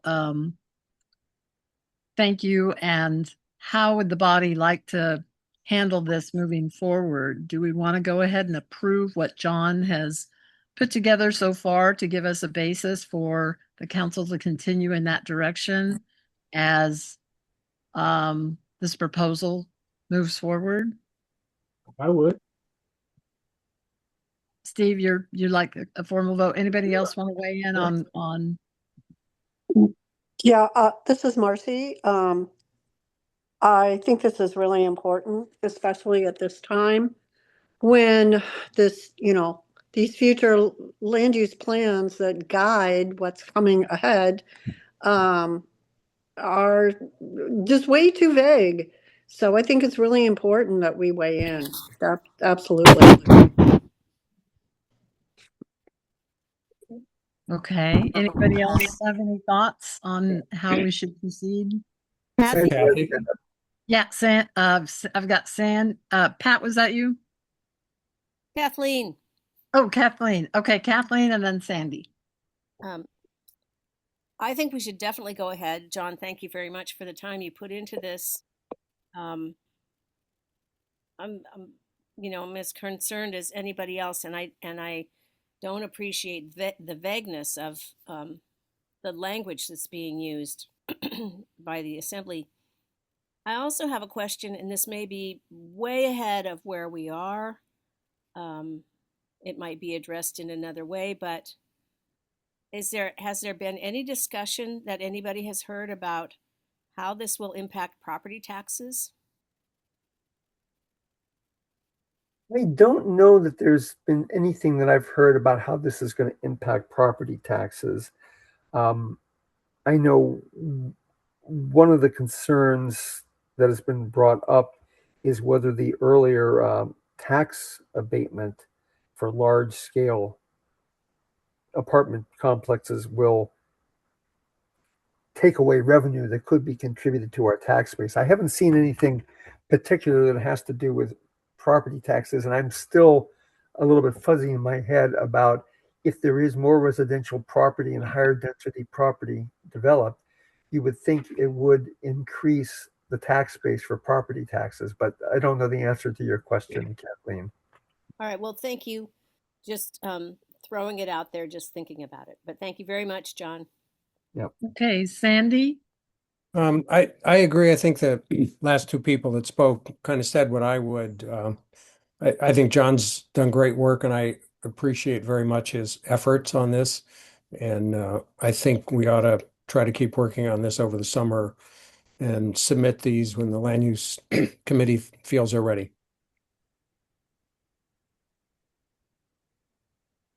Okay, so would you recommend a formal vote or just a consensus? if we're in consensus, then we can just say that when we submit them at this point. Well, I would ask John, what does he thinks the strongest way to move forward is? Do you think a vote helps or a consensus of everyone online? I think consensus will be good. We're not submitting formal comment or testimony on the final product yet. We're really kind of reviewing something that's a work in progress. So I think we can portray this, that this was discussed about at the Turnagain Community Council meeting. These concerns were discussed and generally agreed to, and we are submitting these comments in the hopes of, considering revisions before this is finalized and submitted to planning and zoning. So I don't think we need a formal vote. Okay.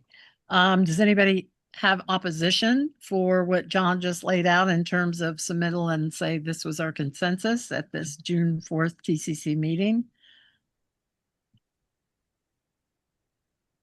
Okay, I don't see any. The one thing that I wanted to add is some of us, and I think John, you were part of it, way back in the day, served on stakeholder group meetings for both of those plans. I know I did. Both the 2020 comprehensive plan and the 2040 land use plan. And we worked really hard to come up with the language, the thoughtfulness, and all of the ideas the basis was we want to maintain an neighborhood character. We want to make sure it's done properly. We want to make sure that it's a thoughtful process with regard to more housing. And that has been completely, ripped away from this more recent effort to make changes. And this targeted review of just compiling these into one document and pretty well getting rid of a lot of the detail is just heartbreaking for those of us who have been involved with this kind of stuff for a long time, because it's just not it's going in the opposite direction now, and it's unfortunate. And I guess, personally speaking, I think community councils can often be seen as obstructive and they can be seen as NIMBYs. And I really want to be very careful that Turnagain is not viewed in that light. And that's one of the reasons why I think it's important to say things that we like and things that we would change.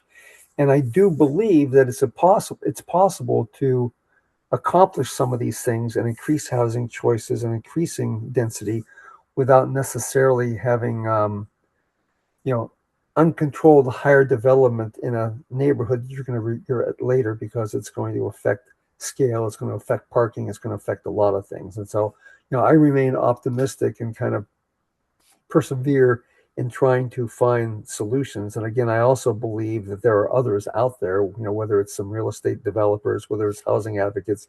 If there is just an opportunity to sit down and start exploring things, we can actually come up with some compromises and solutions that will work, but we're not really being given that opportunity yet. Yeah, certainly. And I know the stakeholder groups I worked on, it wasn't just community councils, it was developers, it was business, it was everybody. And we all felt like the end result of both those plans were good plans.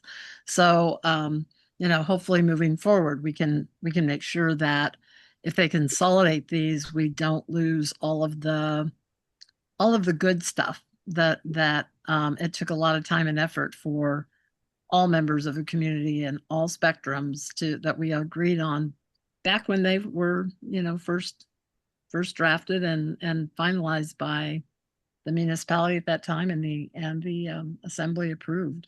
So thank you again, John, for all your work on this. So do you envision a land use committee meeting scheduled then sometime this summer on this topic?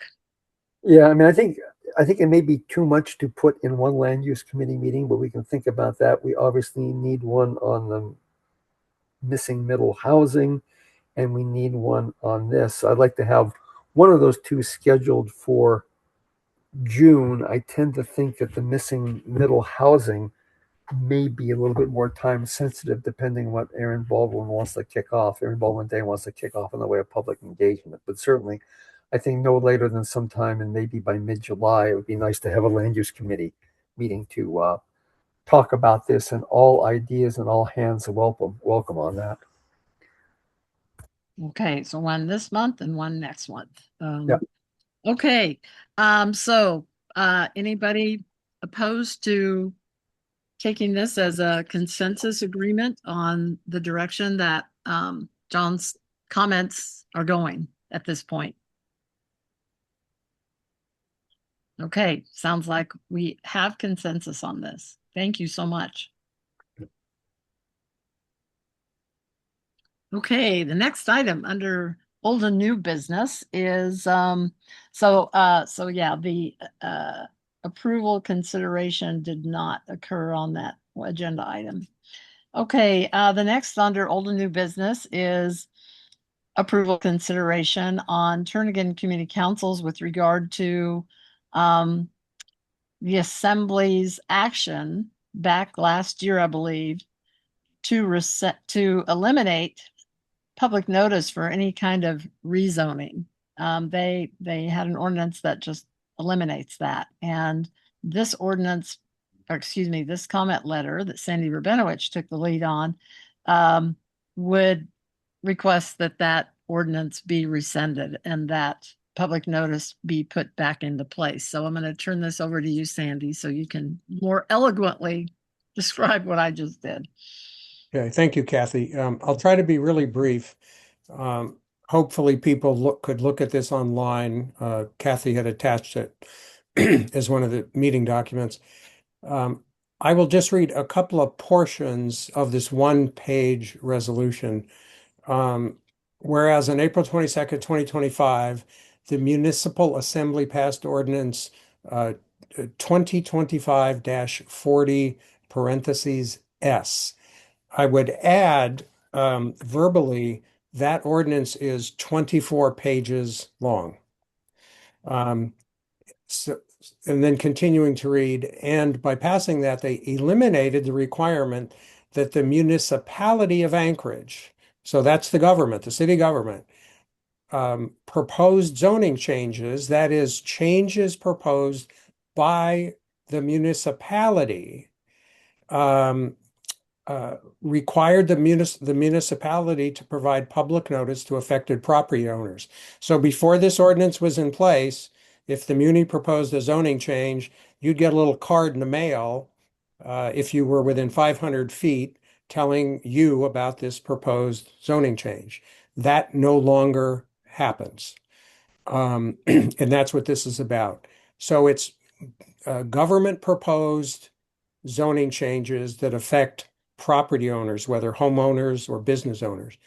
Then there's a couple of whereases in here which make the point of that we think that most people in the community aren't aware of it. Whereas that we have discussed this, which is what we're doing now, and that we think it's not in the best interest of property owners in West Anchorage, nor the rest of the municipality.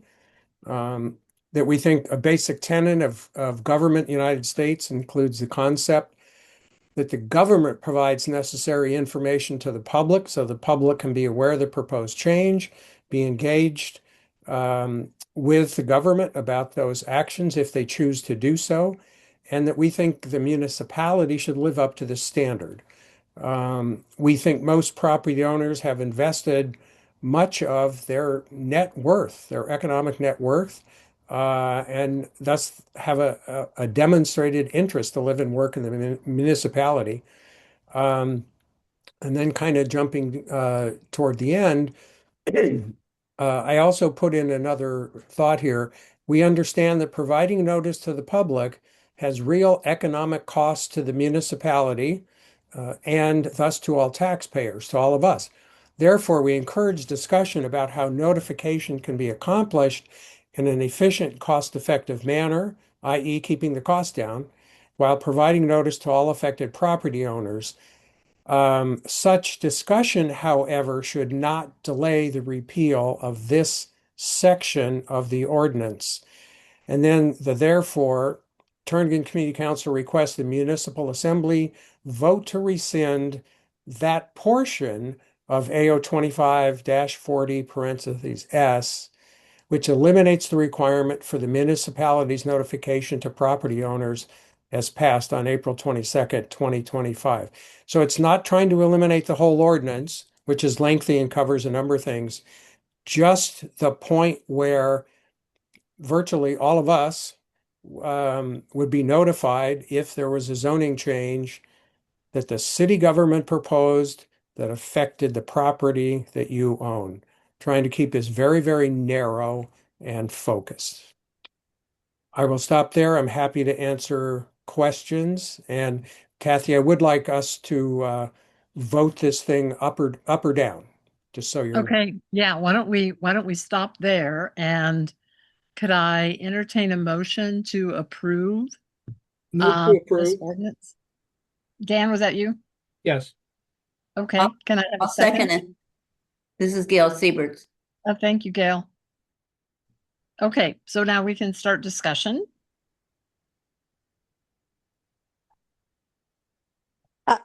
I'll go ahead and start. Again, this is Marcy, and I may have met some of you in previous meetings. If not, I'll just real quickly let you know who I am. I moved here a year ago to be close to family. I am a retired urban planner. I've worked a lot in the private sector, but obviously I dealt with a lot of zoning regulations. And I'm just really surprised that the assembly is giving themselves this, free pass um, when the private sector needs to, notify property owners when they're doing a rezoning. So I'm just really amazed that the assembly has done this. So I think it's really important that we have a say and let our thoughts be known on this. So thank you for working on this, Sandy, and drafting this. So yes, look, I feel very strongly about this. Okay, thank you, Marcy. Now, is there an John or Sandy or anybody, can you kind of come up with when the municipality per se does a rezone? Is that typically for municipal property then, as No, opposed to privately owned property? no. No. So when would the muni actually put this into effect, whether they used to notify people and don't now, or vice versa? The TISDO discussions we've had over the last year and the missing middle brand new ordinance that I believe John spoke about just a little bit ago are two examples. Yeah. Just wanted to make that clear. And I think we're talking about people's private property that the muni can say, we want to do this overlay, and now this overlay says you're not R1 anymore. And also business owners. Sure, and business. Yeah. Yeah, just private property owners. Any other discussion about this resolution? I'm not seeing anybody's hands. So oh, yes, Wayne, go ahead. Yeah, Wayne Kogani. Yeah, I'm all for it. I think Sandy's done some research and this is good. And I think this kind of ties into what John was saying. And there seems to be a small group that are either on the assembly or working with them that seems to think they know better than the rest of Anchorage how things should be done. And so they're kind of molding all this into their ideology and trying to make it easy for them to make wholesale changes and not have a lot of pushback. And I think as longtime Alaskan homeowners, if they don't have any opposition to it, they will just run wild. Thank you. Okay, thank you, Wayne. Anybody else?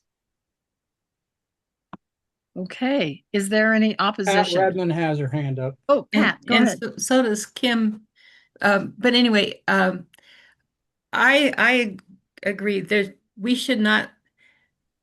People need to be notified when there's proposed zoning changes within their areas, and because it affects everybody. And I've been here a long time, like many of you. and watch this go through. And we had to work hard to get these things in place because we want to make this, we don't want to do it like they did it do it outside, but we want to have a pleasant place to live. And we want to make it inviting for people to come. And these are the kind of things that do not make it inviting. Thank you. Okay, thank you, Pat. And let's see, Kim, go ahead. I would like to thank everybody who has worked hard on this, and I agree with what everybody is saying. I've been up here for 30 years. I am a small business owner. I work really hard to try and keep my business and my employees, my house, my daughters, and my animals and my property safe. And we don't want to do things like outside. And I do believe that the assembly has a free pass. And this is my single biggest investment. I have invested everything I have into this house, into this neighborhood, into the schools, and into this community. So I do feel very strongly and I appreciate everyone's work. Thank you. Okay, thank you, Kim. Anyone else? Okay, is there any opposition to this resolution? Anyone at all? Okay. Kim, you've got your hand up, so can you lower your hand, please? I assume you don't oppose, so or I assume you, yeah. Okay, so can we just say no opposition, that this resolution passes? Yeah. Kathy, I count 15 people right now. Is that what you see? I'm not counting hands. If we want to go ahead and vote, we can do that too. If I we want to think say you're all counting- in favor. I think you're counting 15 in attendance, and therefore it's no opposition with 15 in attendance. Correct, Sandy? Sure. So we could just put yes 15 and no 0. Do you want to do it that way? Whatever makes our point the best. That's I fine. agree. On a resolution, we can definitely put either a number or no opposition, and it looks like we would have 15-0. So is everybody good with that? Yes. Okay. Well, thank you again for allowing the community council to have our voice be heard on some of these issues that can pretty dramatically change what's going on. And I would agree that a lot of us, our biggest investment is our home. I know that's the case for so many people, and we should have a say when it might be affected with a rezone. Okay, let's see. So we're still under old and new business, and so the next couple of items, I was hoping to be able to provide more information, but there were 2 items before the plating board last night at their regular meeting. And one of them was with regard to the Turnagain Crossing development. It's the J.J. Brooks Turnagain Crossing development. They're east of Rustic Goat in that area that used to be parkland, but municipality sold him about 2/3 of that broad acreage there, south of Northern Lights and east of Turnagain Street. And there was a proposal by the developer to ask for a modification on the plat for this area, this land.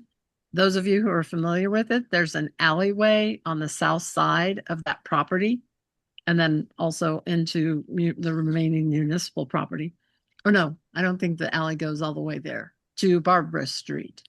And the idea is for multi-housing to be built there, although we haven't gotten an update from the developer or any representative for quite some time. But the plat modification, I'll just read you what the current plat is. As far as this one plat note area, it's called number 4. This is the current.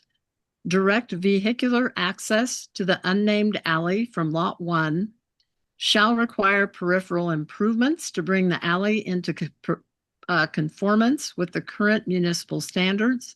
The limits of the improvements shall be between Barber Street and Turnagain Street to provide access and connectivity.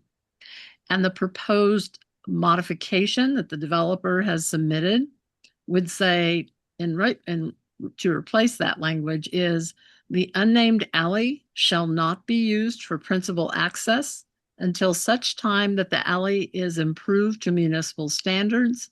Secondary access to the unnamed alley directly from garages is permitted.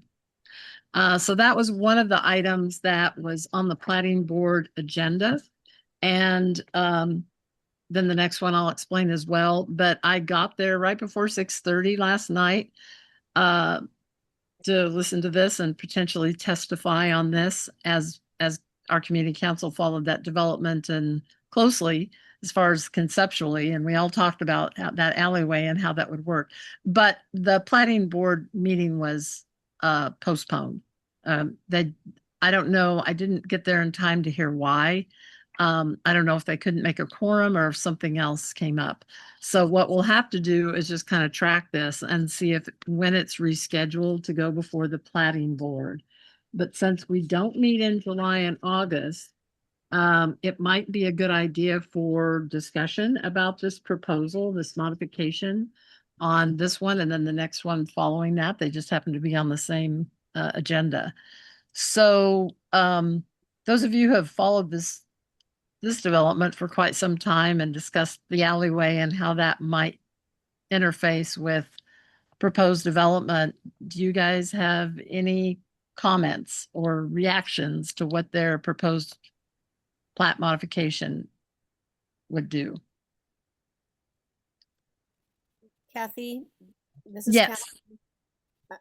I might be wrong, but it sounds to me, having lived over there for over 29 years, I don't live there anymore, but that alleyway, if it's going to be modified, and I might be wrong about this, but it sounds like it's going to take away building space from either J.J. Brooks's development or the houses on the other side of the alley.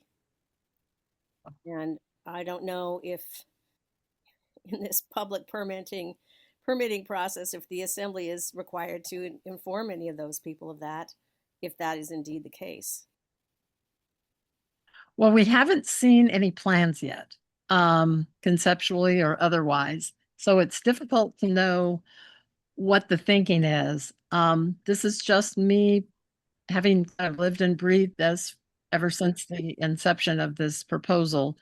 I think collectively, those of us who were part of this in the past, we always wondered how the alleyway might be dealt with. There's utilities right through there. And so how you get the alleyway to become a real thoroughfare in terms of ingress and egress of that high density development was always going to be an issue. And I think this is the developer's way to modify that plat so that the alleyway, there just won't be any reason to do that. It would be in the packet. It refers to the high expense that it would take. Doesn't refer to what would be sacrificed or compromised, but it would take a lot of money to put that alley into municipal standards for one of the primary ingress and egress into that development. So I think by adding this plat note, it just says, we're not going to allow ingress and egress into this except for people who has garages there. I don't know who would monitor that. I don't know who would make sure that those who live or visit those who live there once the development is built and occupied, who would moderate who is accessing that, how. So that's kind of one of the things that jumped into my mind. I don't think the developer just wants to go to the expense of having to do some extensive work to make that alley a real access into future development there. I see. Although the question of access for emergency vehicles would remain. I think that would be a question around that. Yeah, and I assume that it would take 29th and then Barbara to get into that development. That's really the only way besides the alley that you can access that whole area, that lot of land. Yeah. So access for emergency vehicles would have to go through 29th and then Barbara. Right. Okay. Thank you, Kathy. Yeah. And Kathy, if I may make Yeah, some Steve, comment, go ahead. that the emergency vehicles have the good route through the Barbara Street where there's a big circle out at the end of the street. Is JJ Brooks is the developer? Is he the one that's going toward working this platting out that we know right now? Yeah, yes. Technically, what as far as the notice of this modification of a plat, it's the petitioner is TC3 LLC, but yes, it's definitely JJ Brooks. Good. It's yeah. So this is his project. He's the one that bought the land, and so there's a whole packet of comments and this and that, but it didn't look like anybody from the municipality had any problems with this modification of that plat note. And I don't think that any of them, although I'd have to go back and look because I just read this briefly, they didn't address who would monitor to make sure that common access, primary access would not use that alleyway, whether, like I said, the residents who live there or people who are going in there to visit or have any kind of business with those who live there. I don't know who would say you can't use that alley. You're going to have to go down one block to 29th. And so I think de facto it would still be used unless they actually blocked it off. And so that's something now because the platting board did not have this on their, they did not have this since they canceled their meeting. This will come up again. So we as a body, do we want to weigh in specifically that we would request that if the modified plat is approved by the board, that it includes some kind of barrier so that primary access does not occur via the alley. That's something to think about. This is Kathleen. Let's support that. I don't see how they're going to be able to, how the residents are even going to access where they live without that alley. And I think also the original plan, which may have changed, is that JJ wanted to take out that big turnaround circle. Well, that's not going to happen because the boundary line is cuts that turnaround, that circle kind of in, I can't say half and half, but part of it's Muni, part of it's now JJ Brooks private property. But because emergency vehicles, as Steve put it, they use that as a turnaround for access into 29th and Barbara. If they've got a big truck, they need somewhere, a fire truck engine to turn around because those streets are so narrow. So again, it's one of those things where we knew that alleyway would become problematic, but we haven't seen any kind of conceptual design. But definitely they make it clear that, again, those who end up living there or visiting there, that the primary access is 29th and then Barbara Street. And that's how they would access all of that development. And since we haven't seen a design, we don't know what the interior road system is going to be. So it's difficult to we don't know. I did send an email to JJ about a week ago or so, and I never did get a reply back. I wasn't sure what that modification language was until I saw the packet. And so I was just hoping he'd kind of explain it in a nutshell, but I did not hear back from him as of today.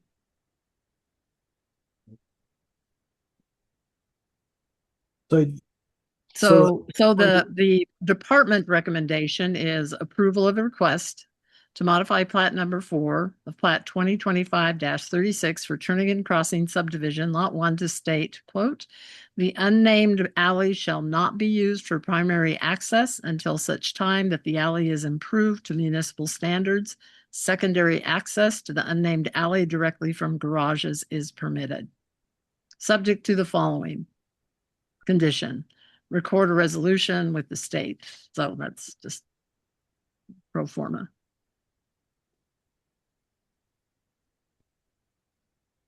So it all depends on if our council wants to weigh in on, the only thing I could think of with regard to perhaps something we could or should weigh in on is how are you going to limit access via the alley once that development is built?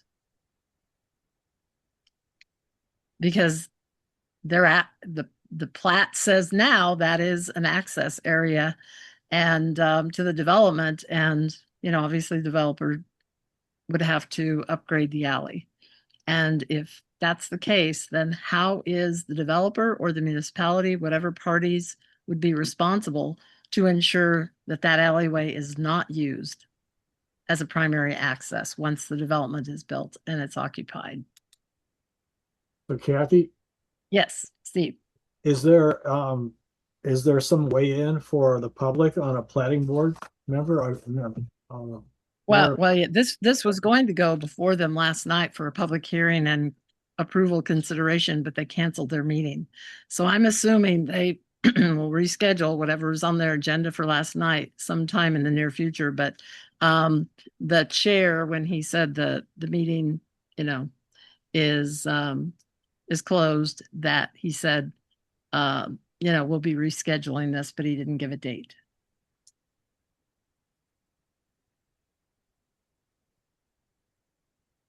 Kathy? Yes, Dan.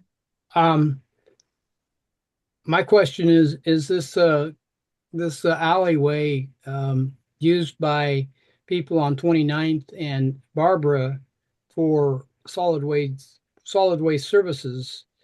Is that where their trash is picked up or their recycling? And if that's the case, then it has to stay open for that reason. And so that might be the sticking point for possibly closing this off. I honestly would have to drive down there to look. I kind of think not. I kind of think not, but it's a good question and we could check that out. I'd be surprised if any of the trash or recycled carts are put in that alleyway. Yeah, Dan, I haven't seen any dumpsters, things like that, any other or dumpsters. Yeah. So Kathy, a quick point of order. We're 5 minutes before 9 and okay. So I guess I'm not getting any feel from the council as how we want to proceed with this. I'd recommend that we go ahead and pass a provision that be added in the plat, that we would want to see how the developer and or the municipality, whichever party it would pertain to, will ensure that that alley is not used as primary access. So move what you proposed. Second. Okay. Thank you. Can I get a second? John seconded. John, okay. All right. Is there any opposition on this item? If not, then that is approved. Okay. Move we extend to 9:15. Okay. Okay. Any opposition? Sorry, I'm just trying to write that down. Okay. If no opposition, then we'll continue our efforts here on the agenda. So the second item that was also going to go before the plating board last night was with regard to vacation of an easement and removal of an easement and kind of the way it's worded. This is housing development that was discussed at our, I'm trying to think, March, April meeting on Lakeshore Drive, where it's a area that was wooded but cleared, and the proposal is to develop multifamily housing. The access is from Lakeshore Drive, so the address is Lakeshore Drive, but it's actually, then tucked back farther away from the road. Their request was to subdivide one lot into one lot with request to vacate the 30-foot roadway easement along the eastern and northern property lines. And I was thinking that when it was brought up at our previous meeting, there wasn't really much discussion, but then I refreshed my memory because I read some of the packet quickly last night, and there was a neighbor who their property to the west off that other circle abuts this lot, and because trees were already removed by the developer, there was flooding issues. And so he was feels like there should be some kind of buffer. Again, we don't have anybody here that's could speak to that. I was just going to testify that this was brought up at our council, but we didn't take any formal action. Now that we have a little bit of breathing room, does anybody have any thoughts on GCC input when the planning board reschedules this?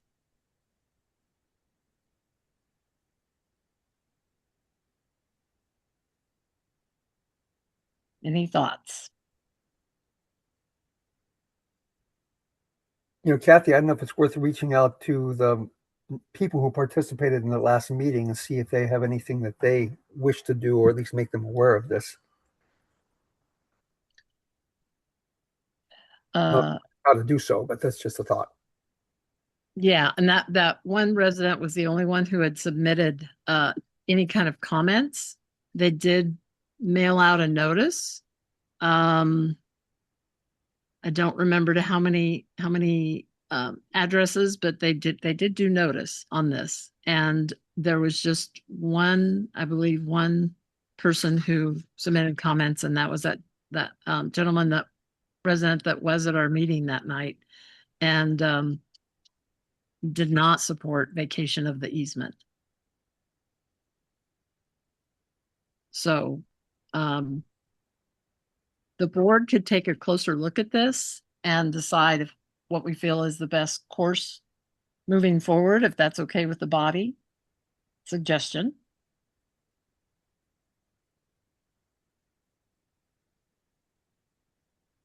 Is everybody okay with that?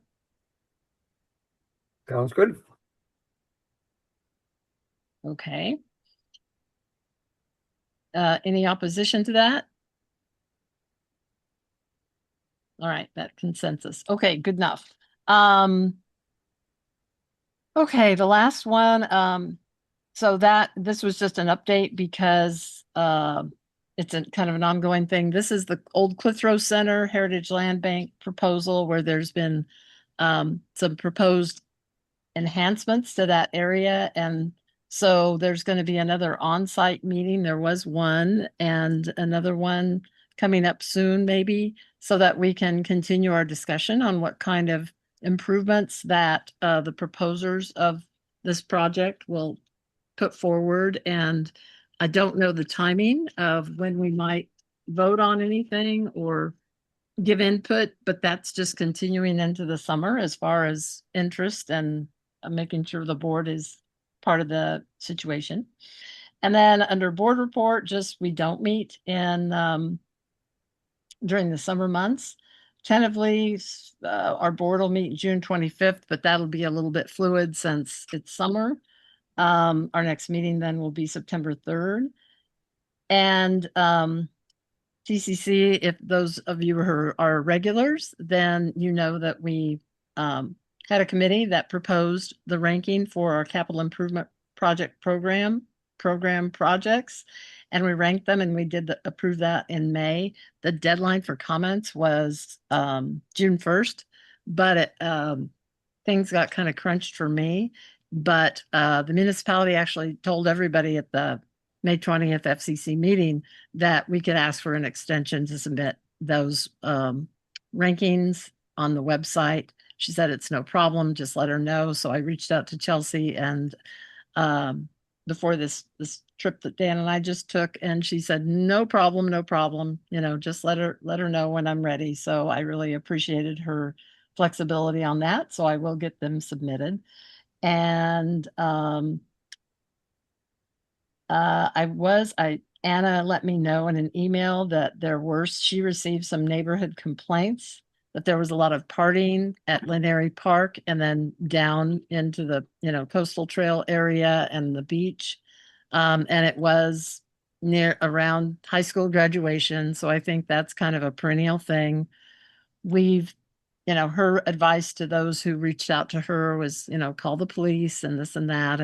And so I don't think the council's ever taken any kind of formal position on that. It seems to be just, it happens during high school graduation. But if anybody's interested in that, they could get a hold of Anna Brawley, because she's the one that heard from a few different neighbors that live in that area. Kincaid Park Master Plan report. There was a stakeholder meeting and then an open house. And Sandy, I believe you attended both of those. Yeah. So yes, I if did. you want to give, a 1-minute rundown of what that project is about and what we do moving forward. I will. I've put into the chat a link for anybody who's interested to follow up, and it is a useful link. So quickly, what happened is I attended a meeting representing TCC on the 19th. It was an hour and a half long. There were about 50 people there. Basically, everybody was invited. The meeting was very structured. It was fast-paced. It was like a group response by a table full of people to a series of questions.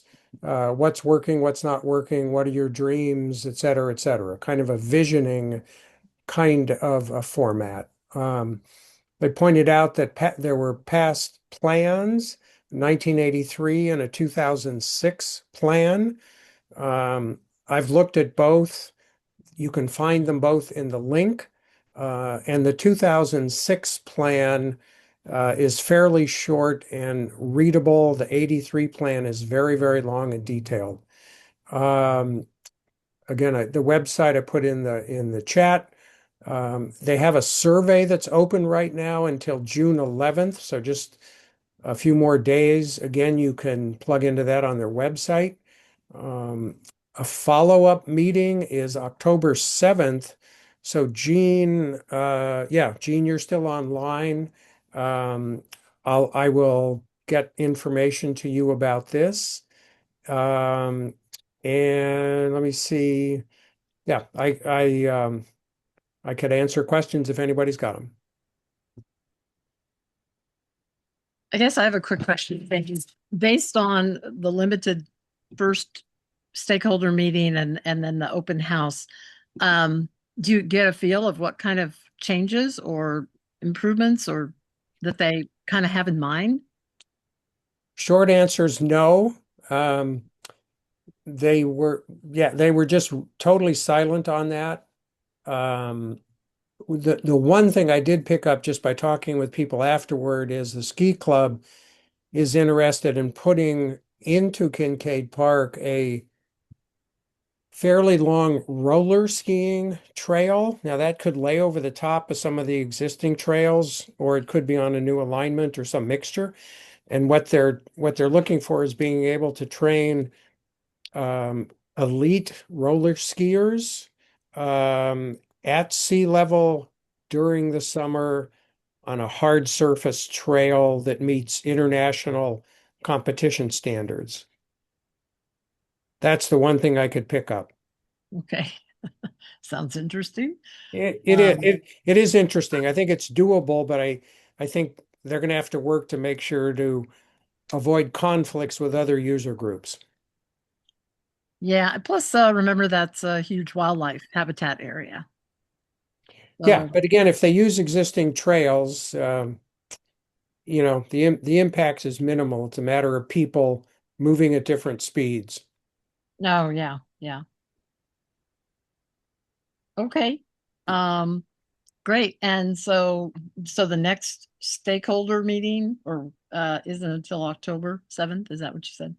Correct. And Gene is the alternate. I will be out of the country. And Gene, you should plan on attending. Okay. Thank you, Sandy. And thanks, Jean, for being alternate.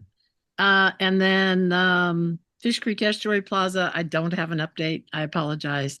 And then the Fish Creek Trail Connection invited participants working group. John and Sandy and I were on that. We met June 1st, Monday. And if you recall, those who attended our meeting last month, we kind of briefly showed you three variations of how the giant retaining wall along the Fish Creek Trail connection to on the west side would look, and then the viewing platform, we were shown kind of three different variations of artwork and design of that. The project planners did an online survey for the working group members to submit. And we had John and Sandy and I had talked, and based on discussions at our meeting, brief discussions at our May meeting, we picked concept 3 for the retaining wall. It was Fish Creek, kind of a routing of the Fish Creek. And but the survey, the majority of the people picked concept A, which was an indigenous, much more graphic artwork. And so, Kathy, you may have that slightly backwards, I think. sorry. The retaining wall concept A was the indigenous. No, concept A was the wildlife one. No. B was the wildlife one. B was peekaboo, and yeah, actually, never mind. I'll be quiet. You may be right. Okay. Never mind. Anyway, the first one was indigenous artwork. Second one, just kind of we rejected, and then the third one that Sandy and John and I all said was our preference was the Fish Creek one. But when they took a survey, the majority of the working group picked concept A, the indigenous. So that's where it's going to be cement and so forth. And so as far as the overlook area, we kind of suggested a fourth alternative, but it was rejected. And so I forgot what concept letter it was, but the artwork focus is on vegetation rather than any kind of wildlife or animals. And that's all we know at this point, that we just met for the last time. And so we don't know more detail about how that will come to play, because they said things could still be modified. So stay tuned on that. And FCC report, kind of the main thing is it was on May 20th, and that was when the new bylaws that were previously approved were put into place. And so there was official election of, I believe, 10 or 11 board members. So now there's board members, and then the rest of the community council delegates are just members of that nonprofit organization, FCC. So it's more of a tiered, as opposed to every council was a board member. So that was kind of the main thing that happened at our May 20th meeting. We did cover other stuff, but since we're close to winding up, I will leave it at that. So anything else anybody want to add until before we adjourn? And thank you for hanging in there, the rest of you. I appreciate it. If not, then I would say I'll entertain a move to adjourn. So moved. Thank you, John. Kathleen. Thank you, Kathleen. Any objection? No objection. Okay. Thank you, everybody, and enjoy this summer. It's likely we'll have a couple of the land use committee meetings, and we'll send out notice when we get those put together. Thank you, everybody, for your hard Thank you, work. Dan, and thank you, Dan, for hosting. You're welcome. And Good night. good night, everybody. Thank you. Good Thanks all. night. Take care. Okay. Leave.